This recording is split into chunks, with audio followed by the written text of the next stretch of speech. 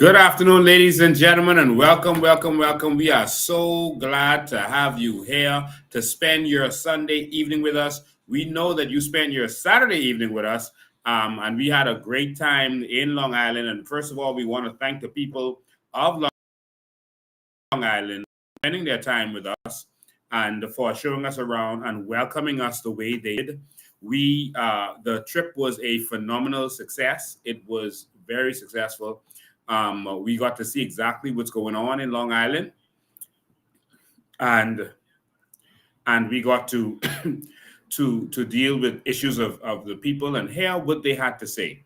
Um, I will tell you that the people of Long Island are ready for change. We were blown away by their reception of us, their understanding of what's going on in this country. We were absolutely blown away by the fact that everyone is saying that it's time for change. Everyone believes that the country is now a failed state. Everyone believes that we are suffering. We have been suffering through the last 50 years, and they want change. And so we are looking forward to going down there, launching our candidate, and getting ready to rumble in Long Island. We are ready for this fight, ladies and gentlemen. So thank you to all of you who opened your doors for us, let us in your homes, told us how much you love us, surprised some of your family members who didn't know that you also had already changed. And so thank you to all of you. We even had a politician's father tell us that he is hardcore COI. He is with us. He has been a hardcore of another party before, but now he is fully COI, and everyone is shocked. But of course, ladies and gentlemen, it's really time for change. We have seen the regression, and it's enough of it. It's enough of it. It's time to move forward in this country. If after 50 years you couldn't, making $3 billion a year, you couldn't build one hospital, it's time to move on. Next and better. After 50 years, our family islands can't have ambulances and fire trucks, the simple things. It's time to move on. But you could always have your police and your police stations, but it's time to move on. After 50 years, if we're still having conversations about water and electricity, it's time to move on. You make $3 billion a year and you can't get us ambulances? You can't get us proper water? $3 billion a year? And this country isn't working properly? $3 billion? $3 billion every year is what this country's revenue is.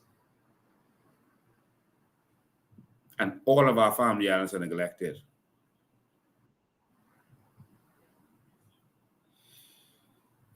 It's time to wake up.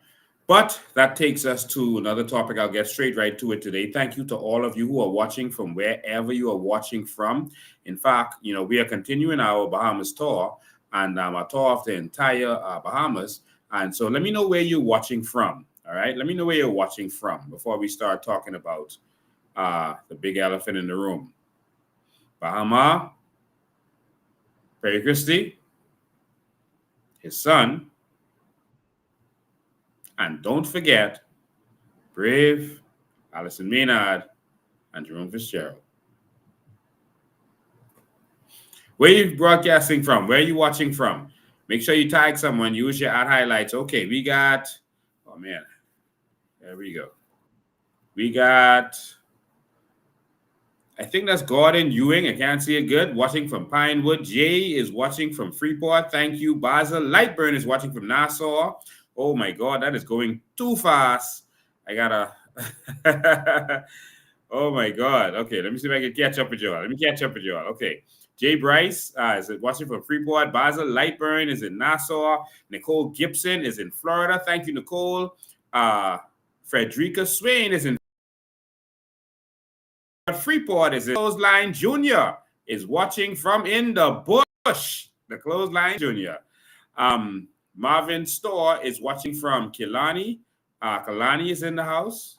Thank you so much. Golden Gates is also in the house. That's Charlene DeVoe.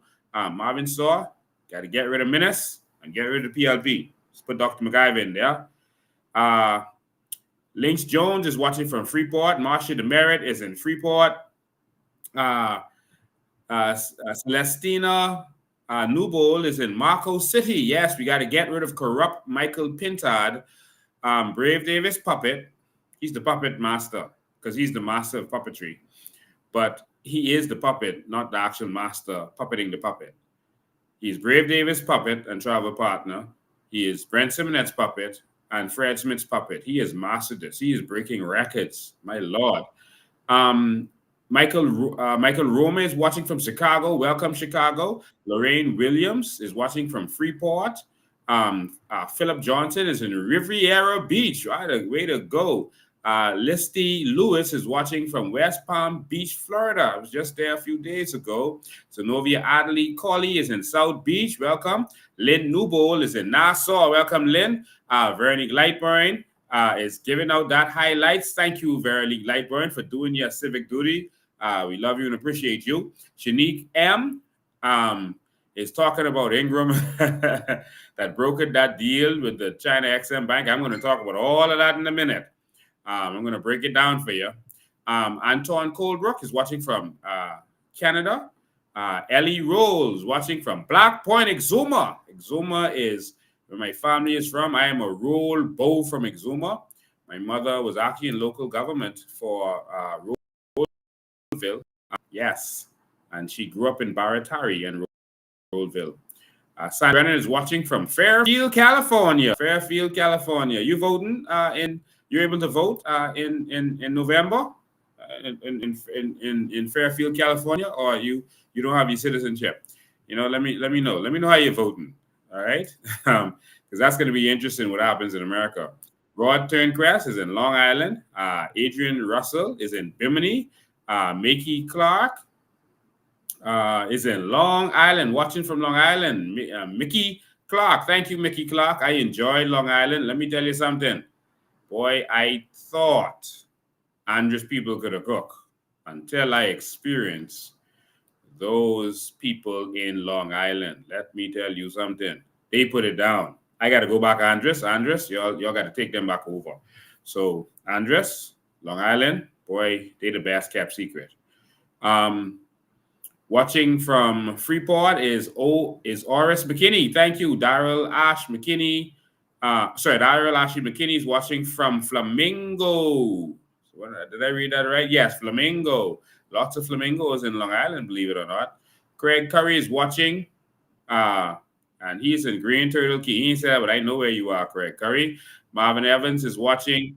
Dexter Edwards is in Freeport. Welcome, Dexter Edwards. Got a call from Dexter Edwards about an hour ago. Dexter Edwards called and said, we heard that you had died. So this person said they seem so confident, they're sure that you had died. They got the message that you had died. And so the reports of my death are greatly exaggerated. All right? Yeah, greatly exaggerated. Yesterday it was Rodney Munker, and now it's me. All right? Rodney Munker told me that something is going on with him. He actually told me he is dying. I don't know what that means. He said we'll find out soon.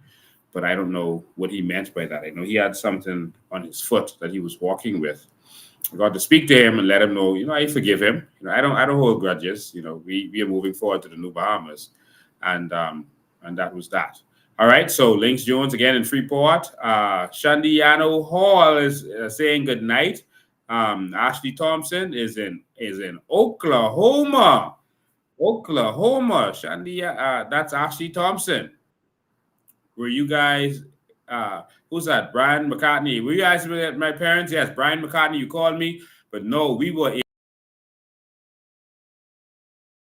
in such a rush on yesterday late.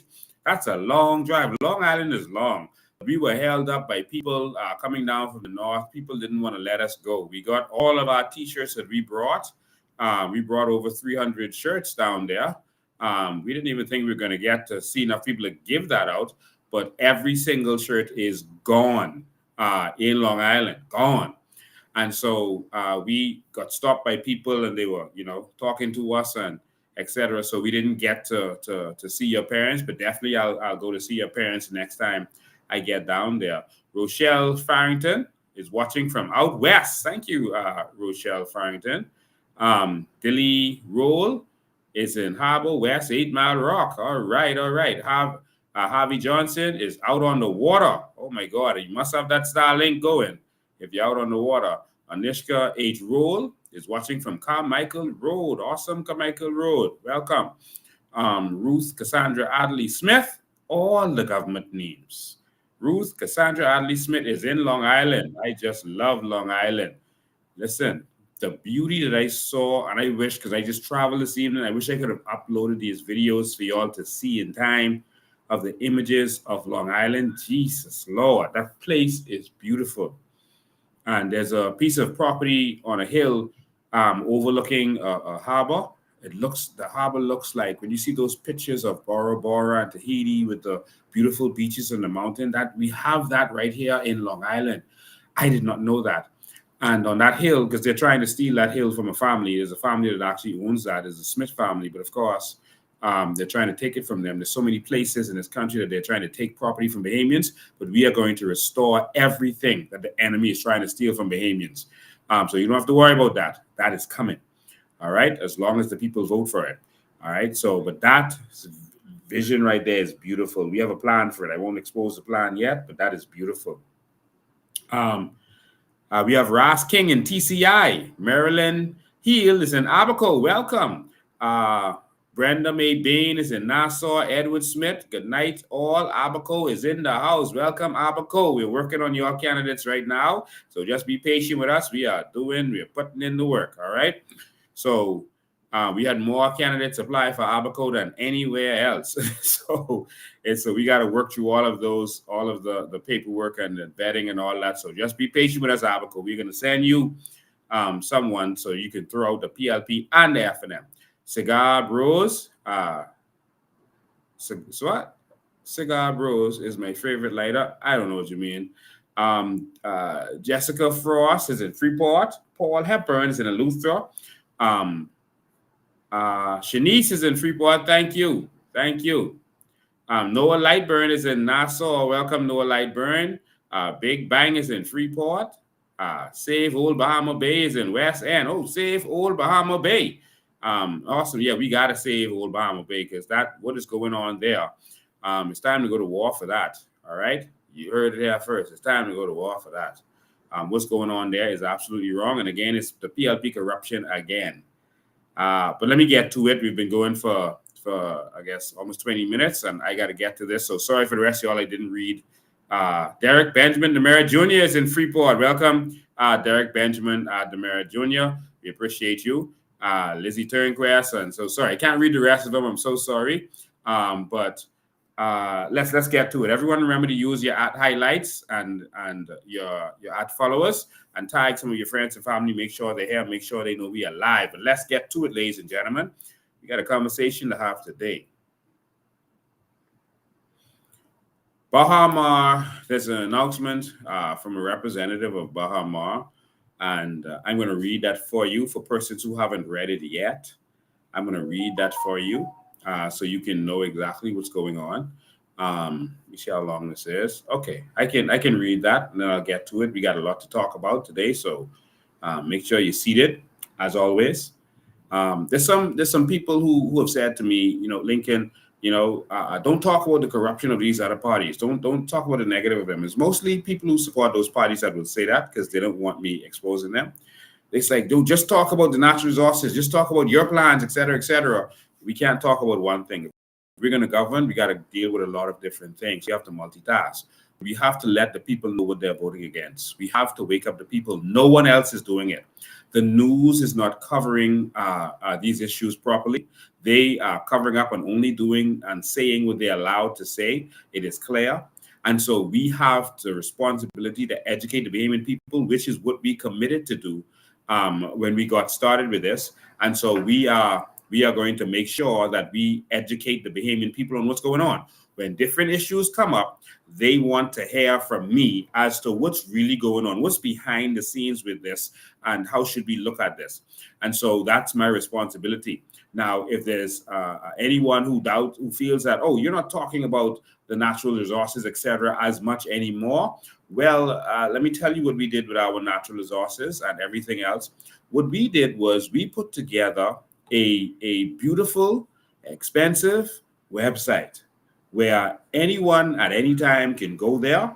They can go to YouTube, they can go to my page at any time. We have not stopped talking about this, but we have a limited amount of time to deal with these issues. And so this is our website. And here you can go and you can see our candidates. You can see all of the lovely things on our website where we deal with transparency, integrity, vision. You can see a bio on me. If you want to learn more about me, there's some people who were wondering, what has Lincoln done? Who's Lincoln Bain? And so they put together some stuff about me, about our deputy leader and our chairman. And so there's a lot of things on our website. But of course, you can also see our candidates and news. They're going to start publishing news from here, proper news, so I don't have to disseminate all of these news. But you can also go here and donate. But also look at this, Vision 2025. And so we have summaries of Vision 2025. And this week, we're going to put up the whole entire Vision 2025. This is the introduction to it. The Sovereign Wealth Fund. This is a part of Vision 2025. It's there, 2025. Is it possible? That's from Vision 2025. The numbers to calculate the benefits from Vision 2025, all of that is there, and you can contribute to it if you want to.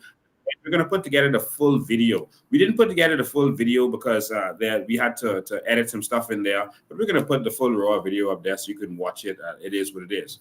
And so that's Vision 2025. Also, the vision. You can go here and you can see vision on education, tourism, energy reform, and good governance, where we always talk about island states and city government. Everything is right here. All right. You're going to be able to come here and see as we launch them, education, tourism, energy, our plan for all of these things, our plan for our land, take land, those people who have raped and robbed. So that's Frankie Wilson them and Orville Turnquest and them who've raped and robbed our people. And we're going to make this thing right. If the government has taken land from Bahamians, we're going to make sure they're compensated or they get their land back. So agriculture, healthcare, so all of this stuff is right here. So people can go here and start disseminating. We didn't put everything there yet, but we are moving on to Vision 2030, which is going to be an upgraded version of all of this. And we're taking it to another level. Also, the documentaries that made all of this famous, the documentaries are right here. Bahamian Evolution, Natural Resources documentaries. Bahamar San with Modern Gold was the first one. And so all of the documentaries are right here. Land Pirates was a very important one. So all of the information, Land Pirates Part 2 is there. Oil Wars is there, where we talked about the oil, and then the Aragonite miners, and that information is, all of that is right there. We talked about the salt, the limestone, all of that stuff is right there. And so we don't have to keep repeating this every single time we talk. You can just go to the website and you can see all of these things right there as needs be. All right. So with that said, I'm going to go over to this statement that has been released about the $1.6 billion verdict against China Construction America in landmark Bahamar lawsuit. Hisman and family prevails in case finding the CCA fraudulently thwarted the Bahamar project opening to serve its own interests. So they let me just read it. New York, October 19, 2024. BML Properties Limited has been awarded over $1.6 billion against China Construction America in its long-running New York lawsuit concerning the Bahamar project, prevailing on all claims. The size of the verdict not only demonstrates the scale of the loss to the Hisman family, but the extent of the wrongdoing by CCA. The decision, once and for all, sheds light on true events of Bahamar and how the unscrupulous actions of CCA and the then Bahamian government ousted Sarkis Ismailin and the Bahamar management team to the detriment of the Bahamas. The Honorable Justice Baruch ruled that CCA, the U.S. business unit of China State Construction Engineering Corporation, China's largest construction group, defrauded BML Properties as well as breached the parties' investment agreement, directly resulting in the complete loss of BML's $845 million investment to Bahamar. Sarkis Ismail, chair and CEO of BML Properties and the original developer of Bahamar, said, "I first conceived of Bahamar more than 20 years ago, only to see it ripped out of my hands at the brink of opening by CCA. The evidence showed that rather than fulfill its promise to have the resort ready for paying guests, CCA covertly used money to buy the British colonial Hilton in Nassau rather than paying subcontractors, secretly cut hundreds of workers during the critical run-up to the project's grand opening, diverted resources and key personnel to Panama to start a new project rather than finish Bahamar, intentionally slowed and stopped work on Bahamar in attempts to extort exorbitant and illegitimate payments, and ultimately conspired with corrupt Bahamian government officials to oust BMLP with catastrophic effects on Bahamar. The decision, called CCA's empty, fraudulent promise to achieve a March 27, 2015 opening date, phony and an absolute sham and shakedown of Mr. Ismail, who at all times acted commercially reasonably, honorably, and in the best interest of the project. Further, the court found that CCA's action caused a liquidity crisis, pushing BMLP out of its $845 million investment. And thus, Bahamar's Chapter 11 bankruptcy in June of 2015 was a foreseeable and natural consequence of the defendant's actions. We are grateful to have finally had our day in the U.S. judicial system and thank Justice Barak for his fair and thoughtful approach to the case, said Ismail. And we intend to proceed with the enforcement of the judgment in an equally thoughtful and prudent manner. And that is the case in case you want to go and Google it and research it for yourself. And so Sarkis has won the case. Ladies and gentlemen,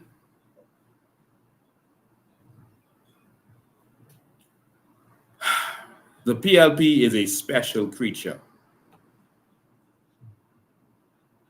God did not create that creature on the first, second, third, fourth, fifth, or seventh day.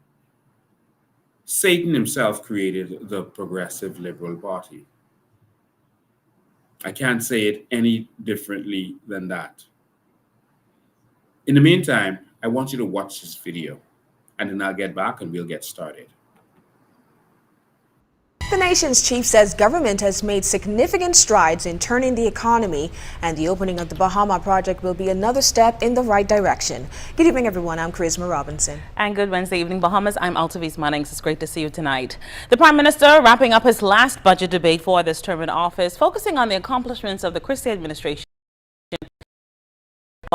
Project setting the record straight following opposition claims. Janae Noel Ferguson leads us off from the House of Assembly tonight. Prime Minister Perry Christie revealing in Parliament that headway will soon be made in relation to completion of the stalled Bahamar property. He says he wants to keep the sale and completion of the project separate as negotiations continued. He revealed bidders have been shortlisted, noting that the original investor, Sarkis Ismail, is not one of them, although the government attempted to agitate on his behalf. Two firms have been shortlisted, Mr. Speaker.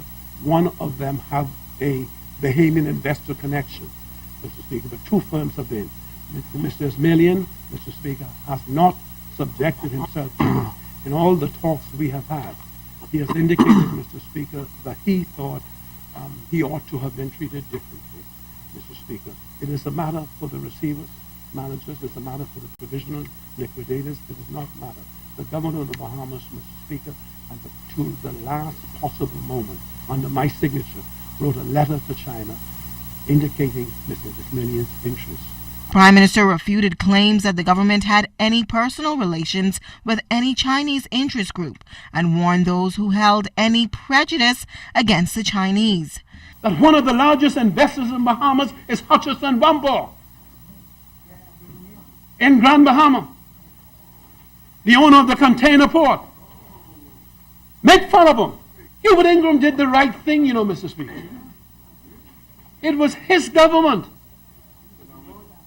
that abandoned recognition of the Taiwanese and brought the Chinese government, the People's Republic of China, to the Bahamas as the Chinese representative in our country. And they talking about us. And as it relates to the heads of agreement, Mr. Christie said that will be tabled by the minister responsible for investments. Now, he tabled 2 documents from foreign consultants who gave their opinion on the Chapter 11 Bahamar bankruptcy findings, which the Fort Charlotte MP took issue with. That those opinions were paid for by the government of the Commonwealth of the Bahamas. And the correspondence were dated June the 20th, as indicated by the Prime Minister, and not at the time that this matter was actually in full bloom.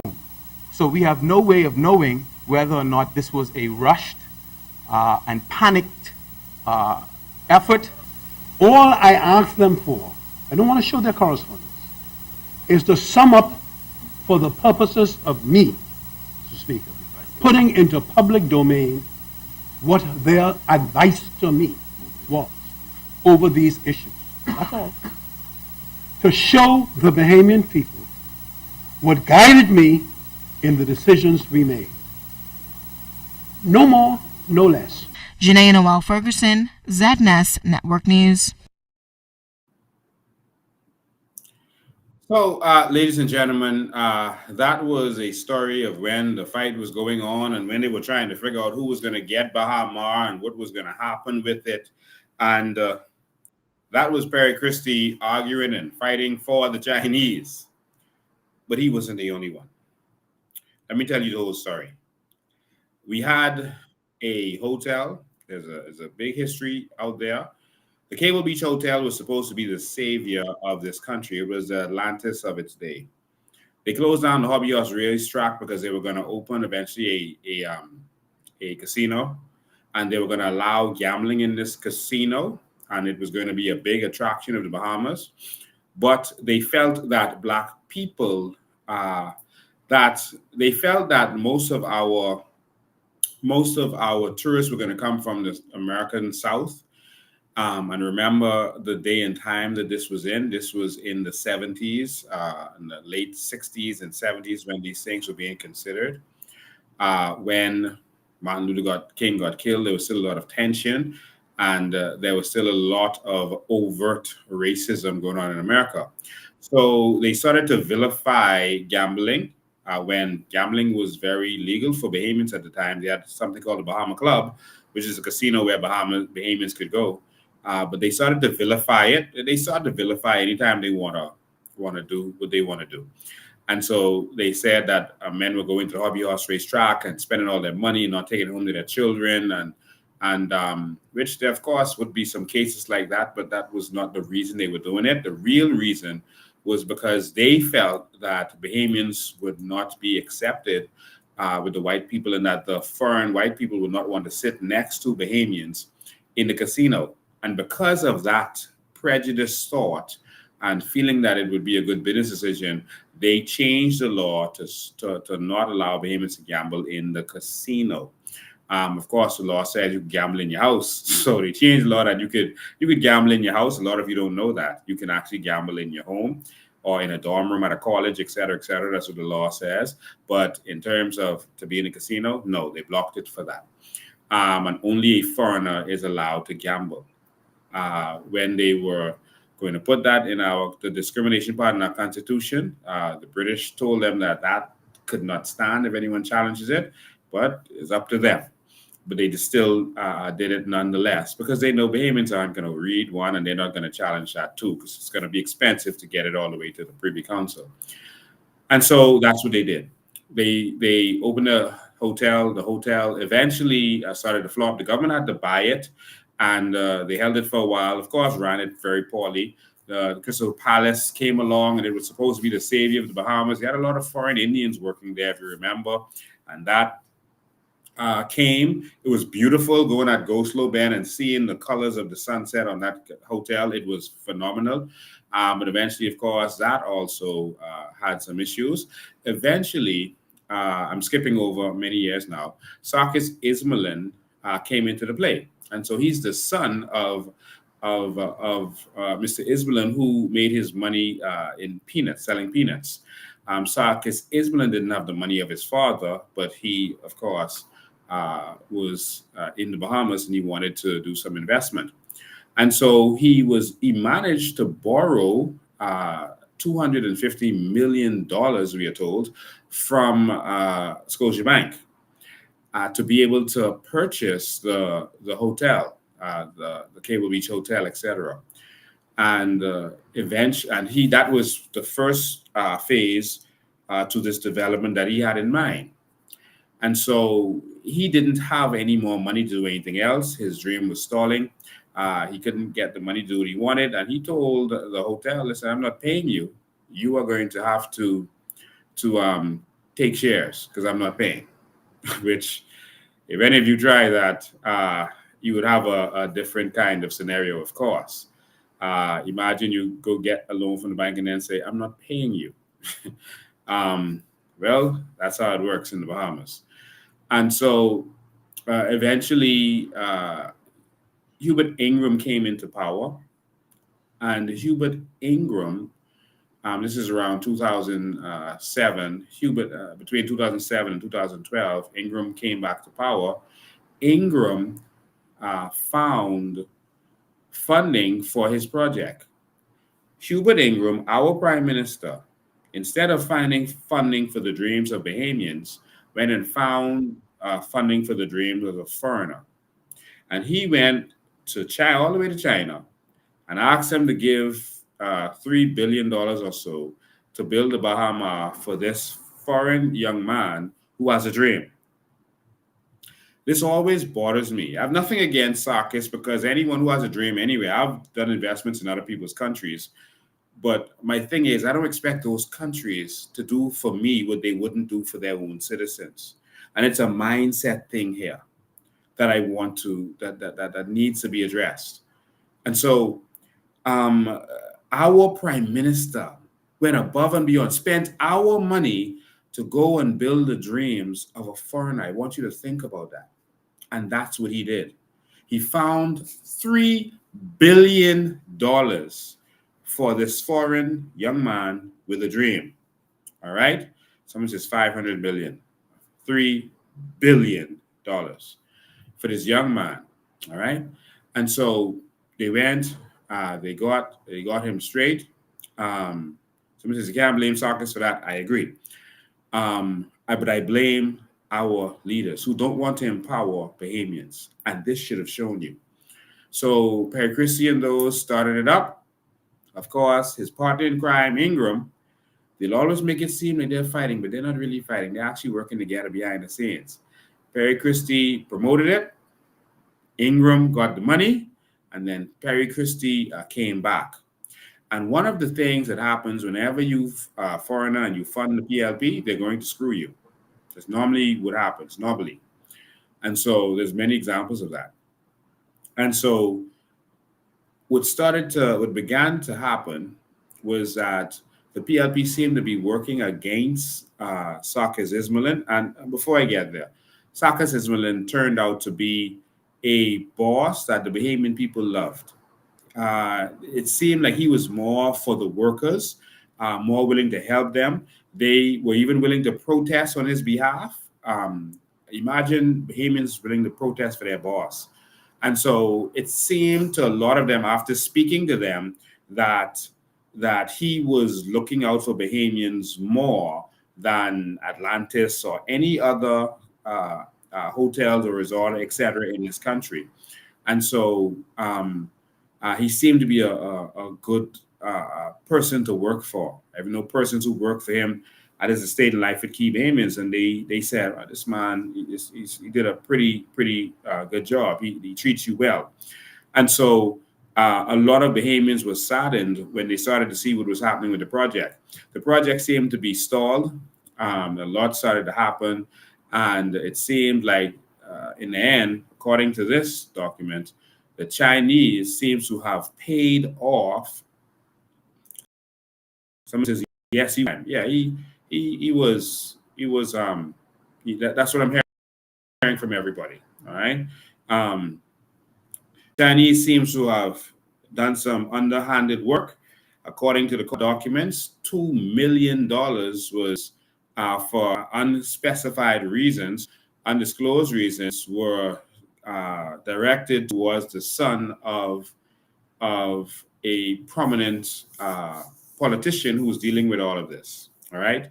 Now, what we know is that there were a lot of rumors and allegations that Perry Gladstone Christie got a contract at Bahamar, and we need an investigation into this to see the veracity of the claims. And he put it in his son's name, and it was in the name, they say, of his son who has autism, which he has severe autism, and there's no way that he could have signed any documents or done any of this stuff or run a company. And it was a rumor that was going around, and a lot of people were disgusted at it. But of course, they're in power, so no one is going to question them. And when they come out of power, the FNM is in power, so the FNM is not going to question them. And that leads us to something else, but I'll get there. And so the court documents mention this money. And so we need to know if that, what they're talking about, is the situation between Perry Christie and his son. A lot of other skullduggery went down during this whole time. There was Alison Maynard, who had an interest in this whole thing, and she was busy getting shops to own shops in this, while she was the person negotiating on the government's behalf, and on, I think at one point she was representing Bahamar, etc. And so we see all of the corruption that goes on, this slimy, disgusting PLP whenever they're in power. We saw for Jerome Fitzgerald, he was exposed because he was trying to get contracts. He was a government minister getting contracts, begging for contracts from these persons in the same way. And so they are doing their money grab with Bahamar and screwing him at the same time, you know, and that eventually caused it to crumble. So from all accounts, and I can't swear for anybody, from all accounts, Sarkis Ismailin appeared to be a good boss and someone who was trying to do things in good faith. That relationship could have never lasted because the PLP doesn't do things in good faith, all right? Not with any investors. If you are too clean or too good, etc., they're going to get rid of you, all right? So you don't have to worry about that. And so the Chinese eventually took it over, and you heard what I read, and they took over the project, and eventually they opened the project, which is a phenomenal project. A lot of people now favor Bahamar over Atlantis, and Sarkis lost. He's been in a lawsuit ever since, up to this day, all right? And so that brings us to the real issue. It is the entrenched corruption of the Progressive Liberal Party. But before I get more in depth into that, I want to talk about the Free National Movement, because the Free National Movement, a statement. I'm not going to read their statement because I think it's insulting. Anything that they would put out, what they have done in this country and what they've done to us. But Michael Pintard has put out a statement, shamefully. It's like they feel that Bahamians just have amnesia and nothing matters, and that we're just going to vote for them, that the same back and forth is going to continue. And they may be right, and if they are right, then we deserve the country that we have. Where after 50 years, we have nothing. And the foreigners are getting everything. We have nothing. We don't have ambulances in Nassau. We don't have ambulances in the Family Island. But we always get plenty of police cars, but no fire trucks. We can't get anything to work properly in this country. No banking on the islands. Nothing is working right. So maybe this is what we want. And if it is, then you vote for that. But Michael Pintard put out a statement where he's basically talking about the $2 million that was given to a son of a prominent politician. And he's talking about the corruption and saying it needs to be an investigation. Here's my problem with that, Michael Pintard. This is for you. Someone tag Michael Pintard. He may already be watching, but someone tag Michael Pintard. Michael Pintard, you put out a statement about Bahamar. Let me make this clear to you. The Bahamian people does not want to hear from you or anyone in the Free National Movement, especially anyone who was in the cabinet of the Free National Movement, any of their trolls or contract seekers who ruined this country during the 4 years that you guys were in power. We do not want to or intend to hear from any of you. Why do I say that? Michael Pintard, how is it that you can call for an investigation now when you were part of the cabinet? Why didn't you call for an investigation when you were in government? After that Bahamar debacle, you all spent 4 years in government. At no time did the government order a commission of inquiry or any kind of investigation, nor did you, Michael Pintard, or you, Dwayne Sands, or any of the persons, members of parliament in the FNM, call for an investigation when you were actually the government who could subpoena anything. You could have called a select committee and investigated this in the House without a commission of inquiry, where it wouldn't have cost us anything because we're already paying you. And you could have subpoenaed everyone involved, including any MP, former Prime Minister. You could have subpoenaed the Governor General when you were in office. But you did nothing but sit down and cover for the PLP administration. That's what you did. You did nothing. So we don't want to hear about any investigations now because you think Bahamians are still foolish like they were before. Pintard, take several seats because we do not forget what you have done to the Bahamian people over those 4 years. And I could have a line of shows every day for a year talking about what you all did to the Bahamian people. And so we don't want you to think that the Bahamian people are stupid. And don't insult us with these kinds of things. When you put out this kind of documentation to the Bahamian people, Michael Pintard, let me tell you what you are supposed to do, because you don't seem to have common sense or ability to understand what needs to happen in these instances. Michael Pintard, whenever you put out something like that, the first thing you should do is ask the Bahamian people's forgiveness for what you have done, for the corruption that you were a part of.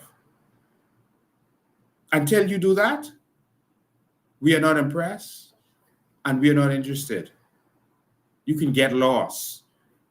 I'm going to print out your document and tear it up. And that's what I'm going to do with any press statement you put out. And when you are talking about investments and investors and shady deals, you need to first ask for forgiveness for the shady deals of your party. Do you think that we forgot Oban, which was in Freeport, where you are from, where our crown land was being stolen from us, the Bahamian people, to give to a company of corrupt criminals? Where you lied to Bahamian people about when the deal was signed, and the deal was actually signed before the fake signing, alleged fake signing, which we believe you all made up after you got in trouble, where this man signed for someone else, this man who was charged with fraud, criminal fraud. Pintard, you all had 5 MPs in Grand Bahama. This is what you all did to Grand Bahama. You have no right to tell us about the PLP. This is what you all did to Grand Bahama. 5 MPs, including the Deputy Prime Minister, the Minister of State for Finance, and you. You took our crown land and gave it to these people talking about an oil deal when it was really about land. You gave them our land to do a development. It was a land grab, but God didn't let it happen. Pintard, you and the F&M is a criminal organization. The PLP does theirs without covering up, and they do theirs in a slack way because they just feel like no one can touch them. But you all do it, and you try to hide behind papers. Pintard, stay out of this. Now, we know that Bahamar put some of their team to be members of parliament and funded the F&M in order to get back at the PLP. Marvin Dames is one of them. He used to actually work there. South Beach, what's his name? Jeff Lloyd was also one of the Bahamar crew, and also Adrian Gibson, who is now under arrest. But Adrian Gibson was also a part of the Fred Smith crew. All right. Who else was there? Okay. Adrian Gibson, Romy Ferreira, that's the Fred Smith crew. And then there's a Bahamar crew that came in there, and that's how Minis got his funding. All right. And this is what you all did. So Pintard, don't talk. Just sit down and shut up. And we mean that. Sit down and shut up. Ladies and gentlemen, remember, anytime Pintard opens his mouth, we want you to remind him that as a member of parliament, he can have a select committee. And in fact, he can call for a PAC committee right now on this. He doesn't have to call for an investigation. He can do the investigation. He can do it. And there's a way he can do it. He actually is standing to sue to get information from the government if they failed to provide it. You see, the reason they don't want me in the House of Assembly is because I know the real power of a member of parliament. And that's what they're afraid of. That's why they spend all that money in West Grand Bahama and Bimini, $5.4 million in a couple of days. Because they know, I know the power of every single member of parliament, not just the government, not just the opposition. Every member of parliament has a certain power. And they only want puppets in there to stop what's going on. There's something I skipped in the middle of all of that. In the document, they talk about how money was redirected to buy the Hilton British Colonial Hotel. You'll remember that they started building right away on that British Colonial Hotel. And in fact, they started building before they had a work permit, purportedly. And the project had to be stopped. The Prime Minister stopped the project because who was dealing with the Chinese on that? Philip Brave Davis, who's the Minister of Works, allowed them to start doing what they were doing before they had their paper straight, remember? So Brave Davis, you were also caught up in this. Of course, him and Perry was having little leadership struggles at the time, so Perry reportedly stopped him, and they had to get their paperwork right. This is the country that we live in, all right? And so I just wanted to remind you of all of this. We are going to start doing our own investigations, our own reveal about exactly what happened with Bahamar. I want you to remember that all of the PLPs had their grimy hands, just like with this FTX thing. Their grimy hands was all over this. These same PLPs, how could we go back to them? We did this to ourselves. And now the country is suffering. I could sit here all day and talk about Hirachi. I could talk about the Weisfish brothers, and we could talk about Anna Nicole Smith saga, and there's so much stuff that we could talk about, but this is the culture. And so before I open the lines, I want to talk to you about how politics works in the Bahamas. This is how it works. There's a PLP and the F&M, and then there's the COI. But before the COI existed, there would always be some fringe party that starts to poke their head up. And what they would do is the PLP and the F&M would buy out those in the fringe party to get them out of the picture, because these two were supposed to rule forever. Let me tell you the history of that. And I want you to pay close attention and remember everything I'm saying to you. When the Progressive Liberal Party won, no one expected them to win. In 1967, no one expected the PLP to win. They were broke, unknowns. They had inexperience. They were the new people. You can't give the country to new, inexperienced people. Was the talks. They never know business. They never accomplished nothing. They never did nothing. They broke. They ain't got no money. All of this stuff was being said. Somehow they still won in the end.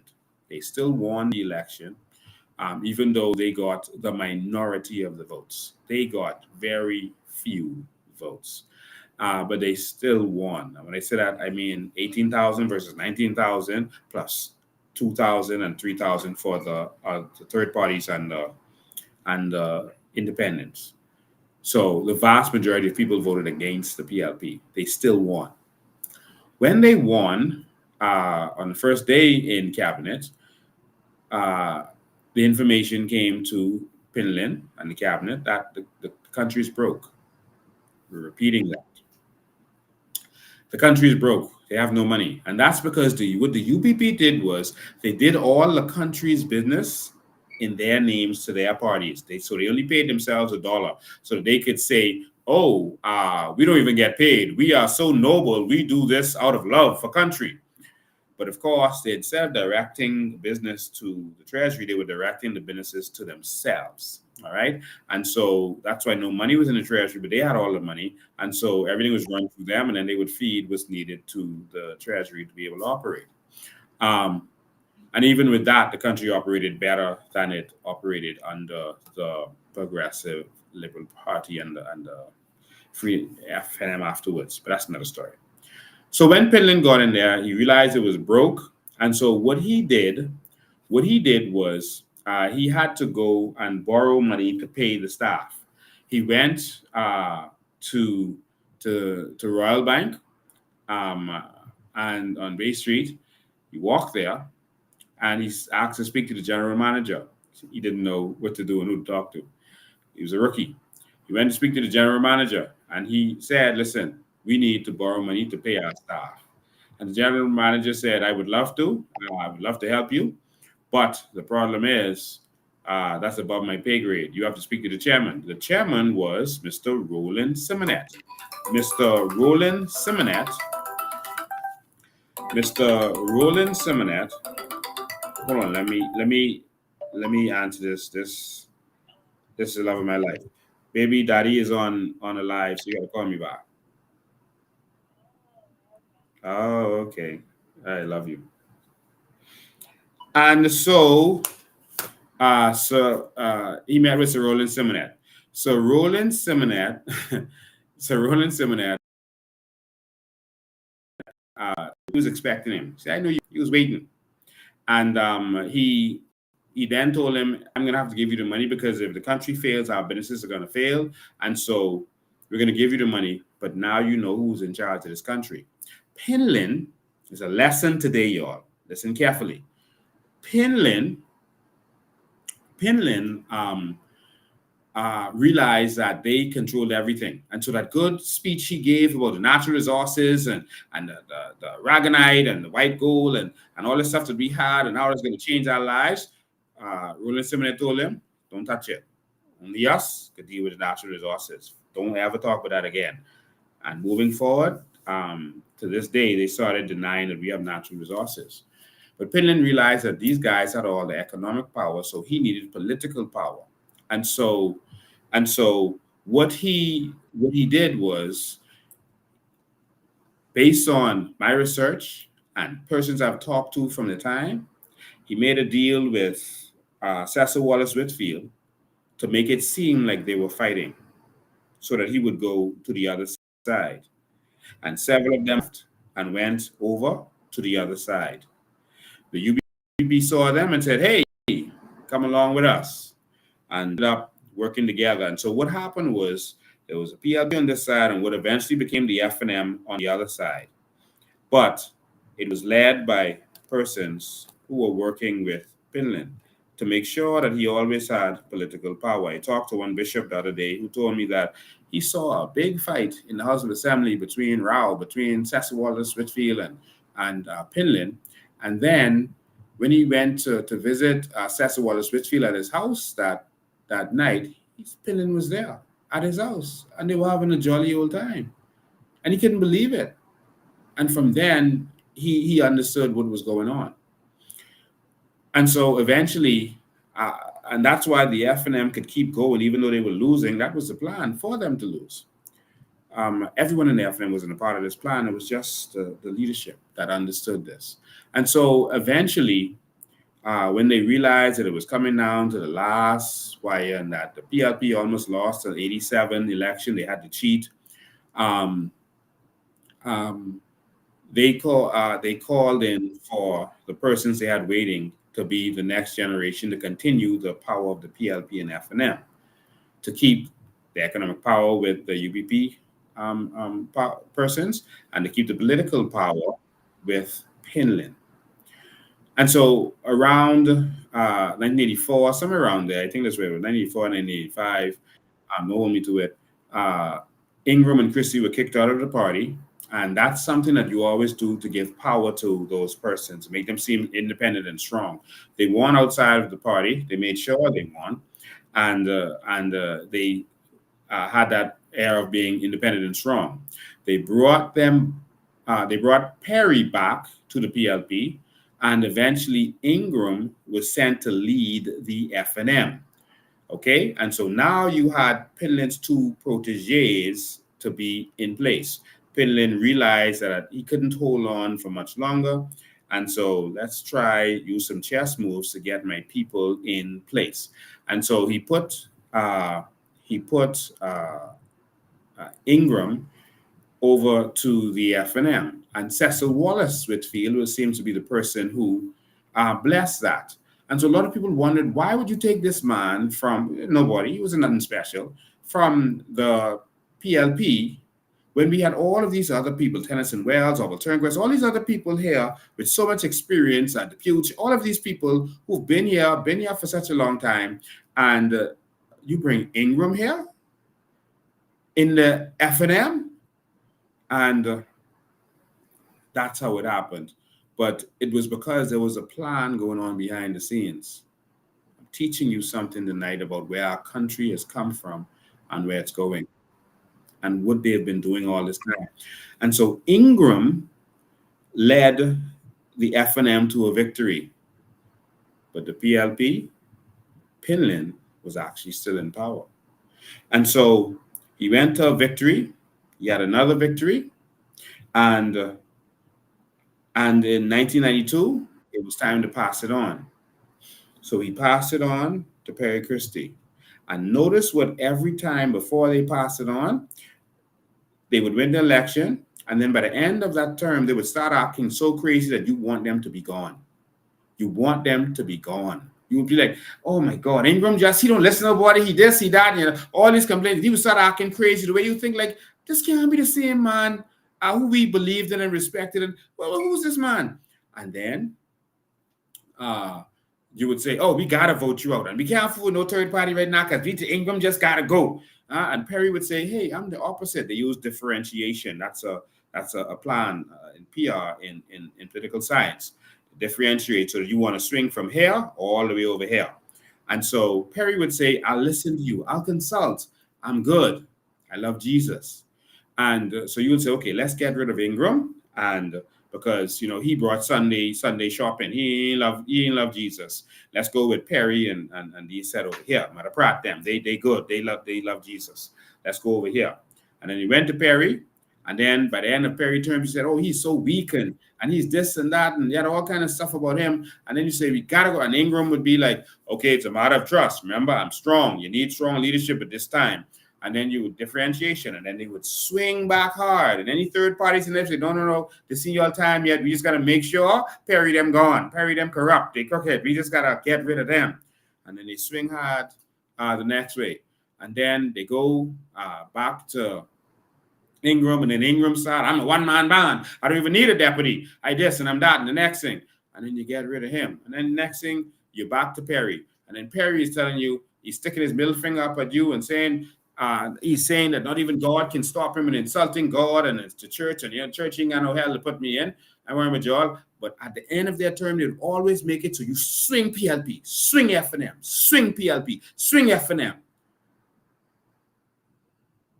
And that's what happens. And we've been getting swing all this time.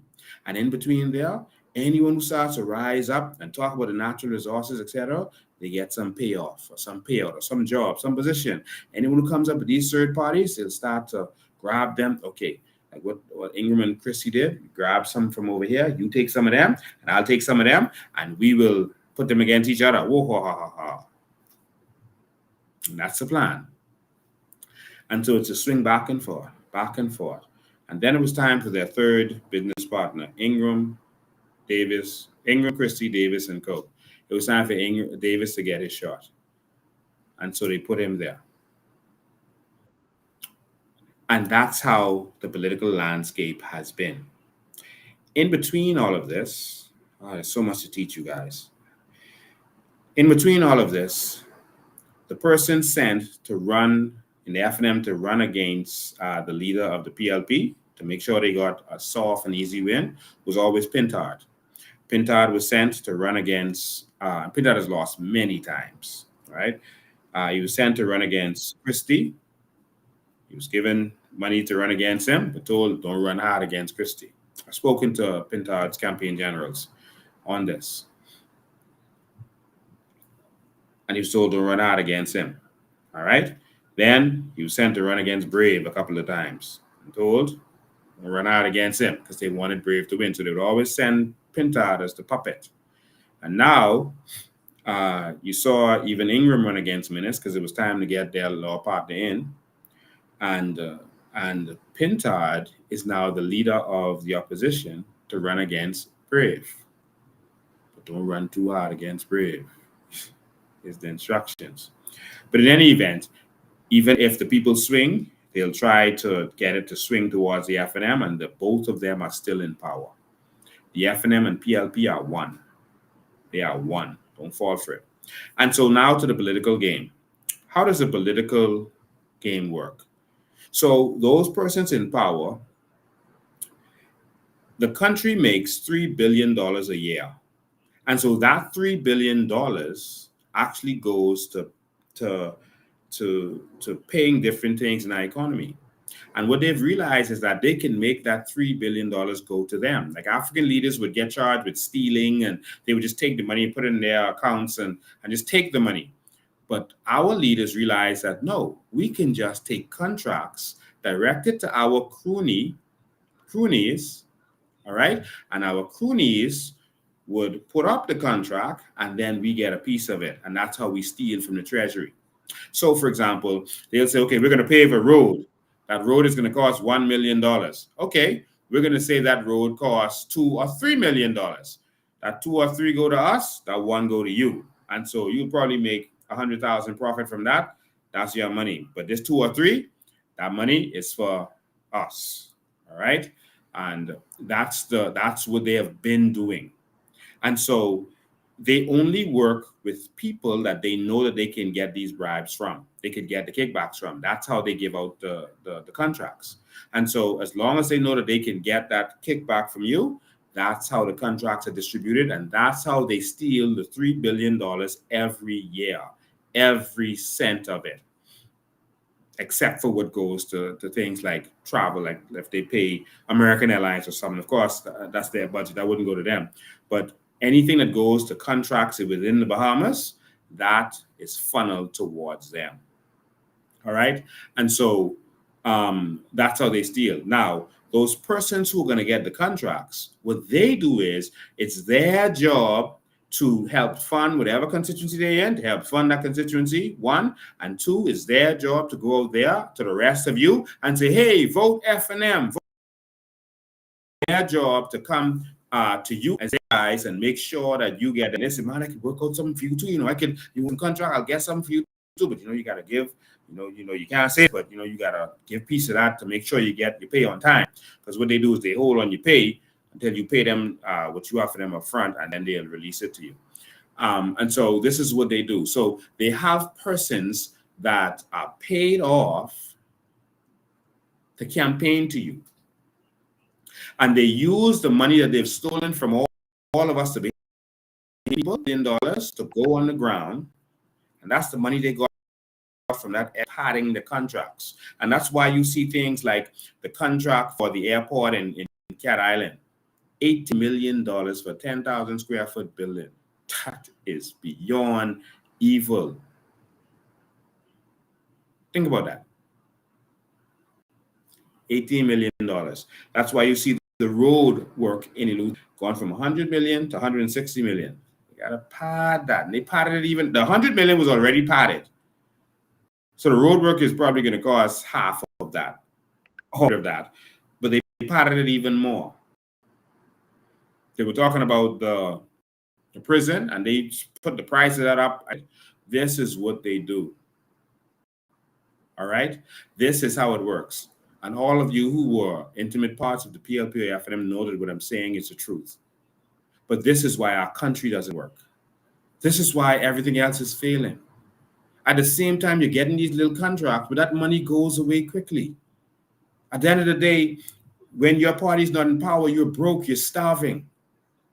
Because you had to give so much of what was supposed to be your contract to the politicians. We want to end this. We want you to get contracts on your merit. We want to do things that's going to build up this country. We want to make sure they have ambulances in all the family islands. We want to make sure that they have fire trucks and everything they need on the family islands. We want to make sure that Bahamas Air is efficient and they have the proper planes, not someone gets a contract to get the plane and they get paid off. We want to make sure that we go to solar, not buying generators. Come on, man. Bahamas, please listen to me. It hurts me when I go to the family island. It feels like I just walked. I went in an airplane, but it feels like I went to a time machine. I went 50 years back in time when I land. Nothing works. The people are suffering. The economies are dead. Even on Exuma, where Chester is selling off all of our land and giving away our country, the people aren't feeling it. The people are suffering and hurting. The same corruption is happening there, right? Chester's face. I am so sorry. I was running out of power and didn't realize it.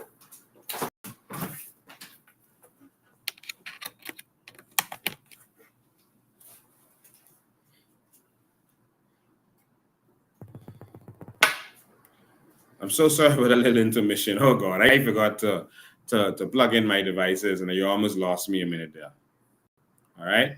So let me make sure that you can hear me properly. I'm so sorry about that. Okay, let me just do a little sound check. Okay, so it sounds to me like we're still up. Sounds to me like we're still up. Okay, yeah, we did have a little blackout.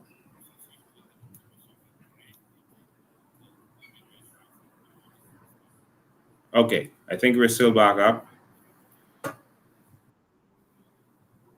Testing 1, 2, 3. Yes, we are still up. Thank you so much. All right. I thought we were gone for a second there.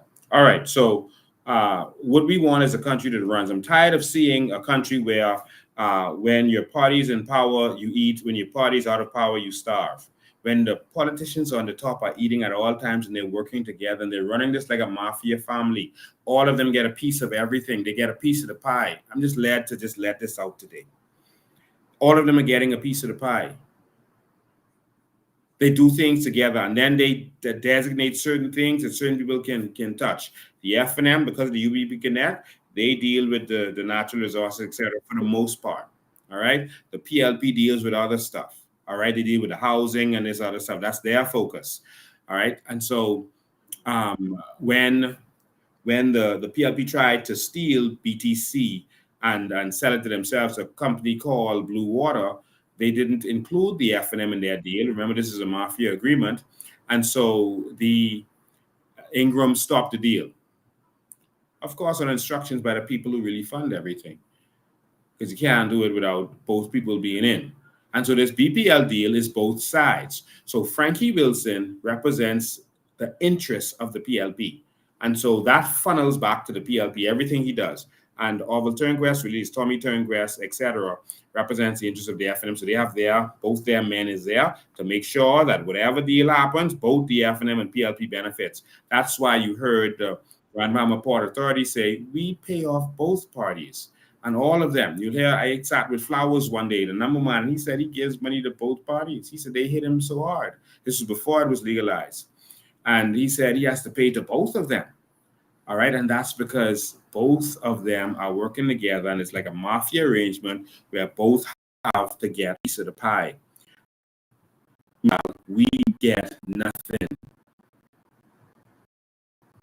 Put the phone lines now so we can continue this conversation. So you think about all of this. You think, do you understand the things that I've been saying to you? Does it make sense now? The things that you've been seeing over the years? Is it now starting to make sense? Is it now adding up? The PLP they've been doing, the third parties and how they would sell out, how they would just come forward and then just pull back and disappear. Does it now make sense to you?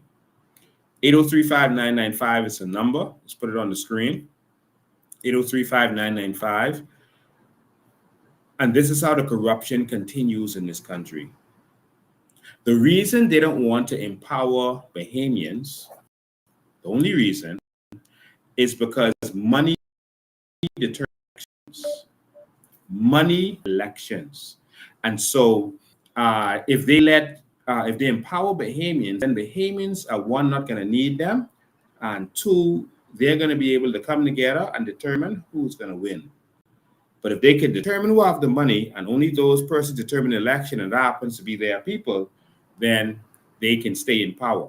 If they can keep you poor and suffering and hurting, when they come to solve your problem of suffering and hurting, you're going to see them as saviors, which is what you've done so much. Oh, they helped my child get in school, right? And the child said, boy, they helped me get in school. I gotta be a PLP. I gotta be F&M. Nothing I can do. Just put us.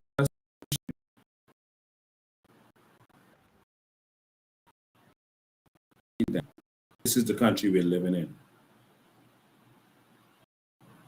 And so that's why the first thing they're going to say is, oh, this party don't have no money, that party don't have no money. They're stealing the money like they have. Good evening, Mr. President. Good evening, caller. You're live. Yes, good night, Mr. President. Good night to you and the audience. Yes. Go ahead. Wow, man, this is truly an eye-opener. You know, I just recognize the connection between Brent Simonet and his daddy, who was the one that you said originally funded Celine Open, the PLP party. So that legacy has passed on from his daddy down to him. Yes. Now here he is the one now that is the financier behind Pintan and still controlling the Aragonite. Yes. Still controlling the banking institute, because they have now many different branches of Commonwealth banks throughout the Bahamas. Yes. And he is still at the forefront of the financial institution. That is correct. Man, that's an eye-opener. Yes. That's truly an eye-opener. Think about this. That crane that is digging the Aragonite in Grand Bahama, that crane is owned by Brent Simonet family. Yes. Don't you think the Port Authority or Bahama Rock could afford to buy their own crane? But no, they got to Exactly. give the Simonet and their family, the UBP and their interest, a piece of that pie. You see? Wow. Wow. I did not trace it to go back so far, Yes. where his daddy was the one who funded Finland. And now here it is. They are still in the political arena and still being the heavy punchers and carrying on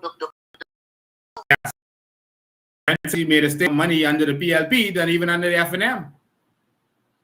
Wow. Milo Butler also made a deal. He was the first Minister of Health, and he made a deal with the UBP at the time, and that was that his family, because he helped them when they got out, when they were out of power, he was the first Minister of Health. He started giving contracts to the UBP. He would give them contracts to supply, Delbinas and all those people, to supply the hospitals and the clinics, etc., whatever was going on. And he was in a position to help them out. That's why to this day, Milo Butler's children are always included in any UBP type business. So any business you see the UBP, like Commonwealth Bank, Cable Bahamas, any business you see them in, you're going to see the Butler family as a part of that, working together with UBP interests moving forward. So these politicians has always had a mind of creating generational wealth, but it was only to create generational wealth for themselves and their children. Yes. Because here it is now. So Roland Simonet has established this generational wealth, and now his son is now carrying on and is also building generational wealth for his children and their children to come. Yes. But forget about the Bahamian public. Forget about the citizens of the. Wow. Wow. That is correct. That has truly been indeed enough for me tonight. Thank you, a bit of information. Blessings and the Lord bless your endeavor, Mr. President. See you all the way. Thank you. God bless you.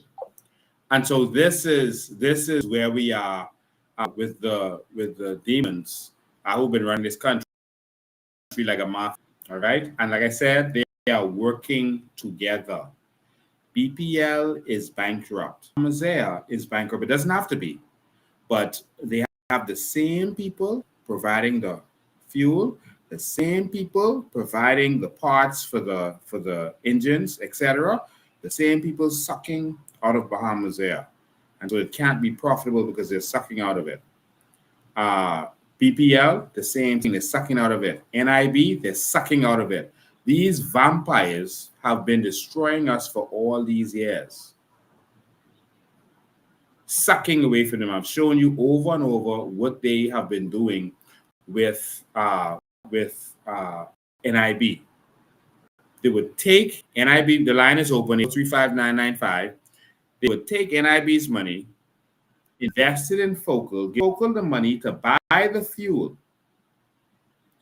So they're making free money from what is ours.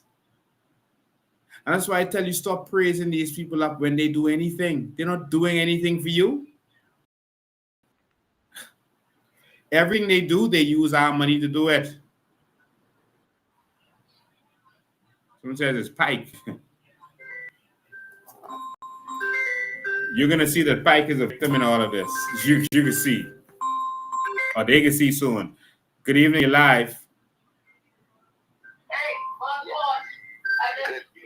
Good evening, you're live. Yes, good night, President. How you doing? I'm doing fine. Yeah. President, I would like to know, once that day when we win the election, I would like to know what exactly are your plans going to be for all of this corruption? Are we going to shut down the tree to make sure these persons who've been stealing our generational wealth for all this time are going to be held responsible? Because you know some of them can run. But I want to know if we can catch every last single one of them. Remember, I showed you files. I have files on every single institution. I have files on NIB. I have files on water and sewage, BBC, you name it. I have files. I showed a suitcase of files I have on BBC the other day, but I have files. I want you to know that we are ready from day one. Ready from day one to deal with these people. Wherever the monies have been stolen from Bahamian people, we're going to go get it. We're going to go get it. There are deals that we have been signing on to, tax trade agreements, information sharing agreements, and other information sharing agreements where we allow the foreign countries to get information from us. But it's a bilateral agreement, all right? And so that means that we can find, and we've already started doing the research. I've already shown documentation, even in some of my documentaries, where we've identified companies that, like Bahamar Hot Mix, they have a company in England, and we see their Swiss accounts and their England accounts, and we have Brent and his family and their companies, and they have a company, Cameron and them, they have a company called Atlantis that's hidden off in England somewhere. All right, and so we have already started tracking all of this. We want you to know that we've been prepared. We have been preparing to restore to the Bahamian people what belongs to them. And so they can't run. The money can't run. Wherever it goes, we're going to know. All right? Legally. And wherever they run, we're going to go get it. I just want you to know that. And so we are going to bring justice to the Bahamian people. So this is why they're afraid of me getting in the House of Assembly and for other reasons. But they can't stop what is coming. So moving forward, they're going to try to discredit me. They're going to try everything in this world to stop me, and if that don't work, they can try to kill me. But none of it is going to work, because when it's time for change, change is going to come. But I just want you to know that we're going to deal with them. We're going to make corruption a capital offense, like murder. It's going to be a capital offense, and we're going to deal with them. And everybody knows the courage to do this. And the thing is, the COI is not connected to the PLP or FNM. Whenever they're out of power, they talk, but the other one just make it look good. And then when they get in, they do nothing. Like you see what Pinta them do now. They just beating up their gum when they actually have the power to do some things right now, but they're not going to do it. But we know that we're not tied to them and their corruption. And we're not going to bring anyone to run for us who are tied to them and their corruption. And so when we get in, we have no reason to hold back. Excellent, excellent. And my last and final statement is, Mr. Brave Davis, if you're hearing it, or any of your hearing it, ring the bell, please. Please, quickly ring the bell.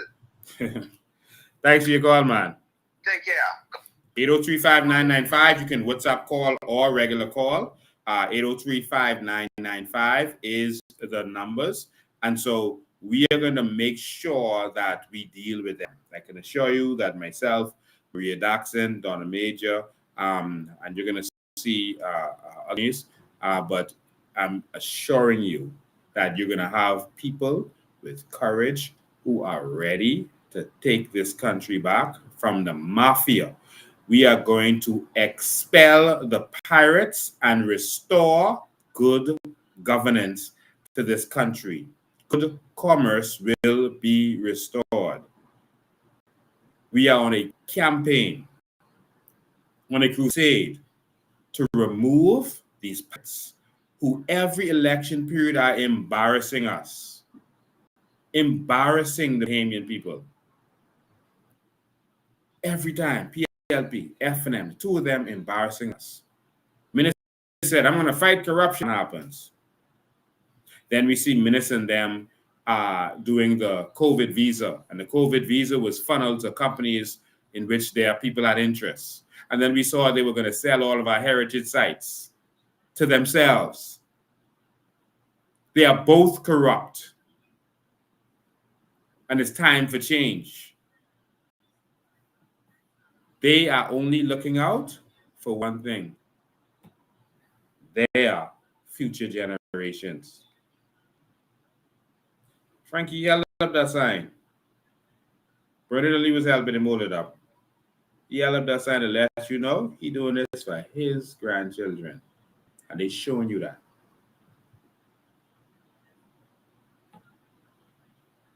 So if we want a country that continues to fail, just go to our family islands and look around, for Christ's sake. Just look around. Just look around.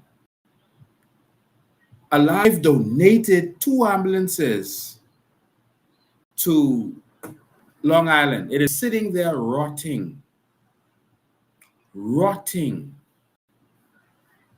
Jesus. Before they give you a little break, it's like they want to make you suffer. It's like they feel like we are so stupid for voting for them that they have to make us suffer. That's what we're getting from them. That's the only thing we can understand by what's going on. Like they feel like, man, these people are so stupid. We just got to make them suffer. There's no way we could allow them to do this dumb thing to the country in putting them in power and not be punished. It's like they feel that we must be punished for the wrong that we do by putting them in power. That's the only thing that I can think of. Nothing else is really adding up. I saw a picture today. Oh Lord, I wish I could find that quickly. I saw a picture today of a jitney bus. I don't know if any of y'all saw that. In a hole. This hole is so deep on Frederick Street, on Bay Street in the bus terminal. Good afternoon, you're live. Hey, name is Ben. How you doing? I am awesome. Awesome.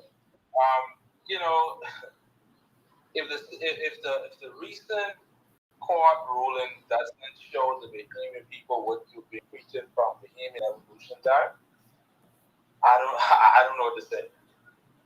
Right?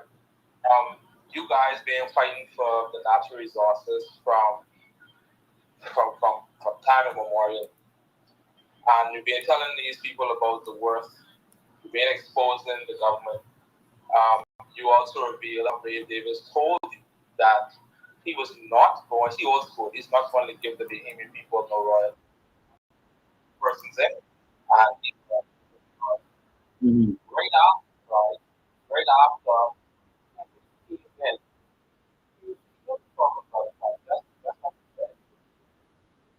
and then he put himself as over the time. For example, he said that the Minister of Finance was the Prime Minister.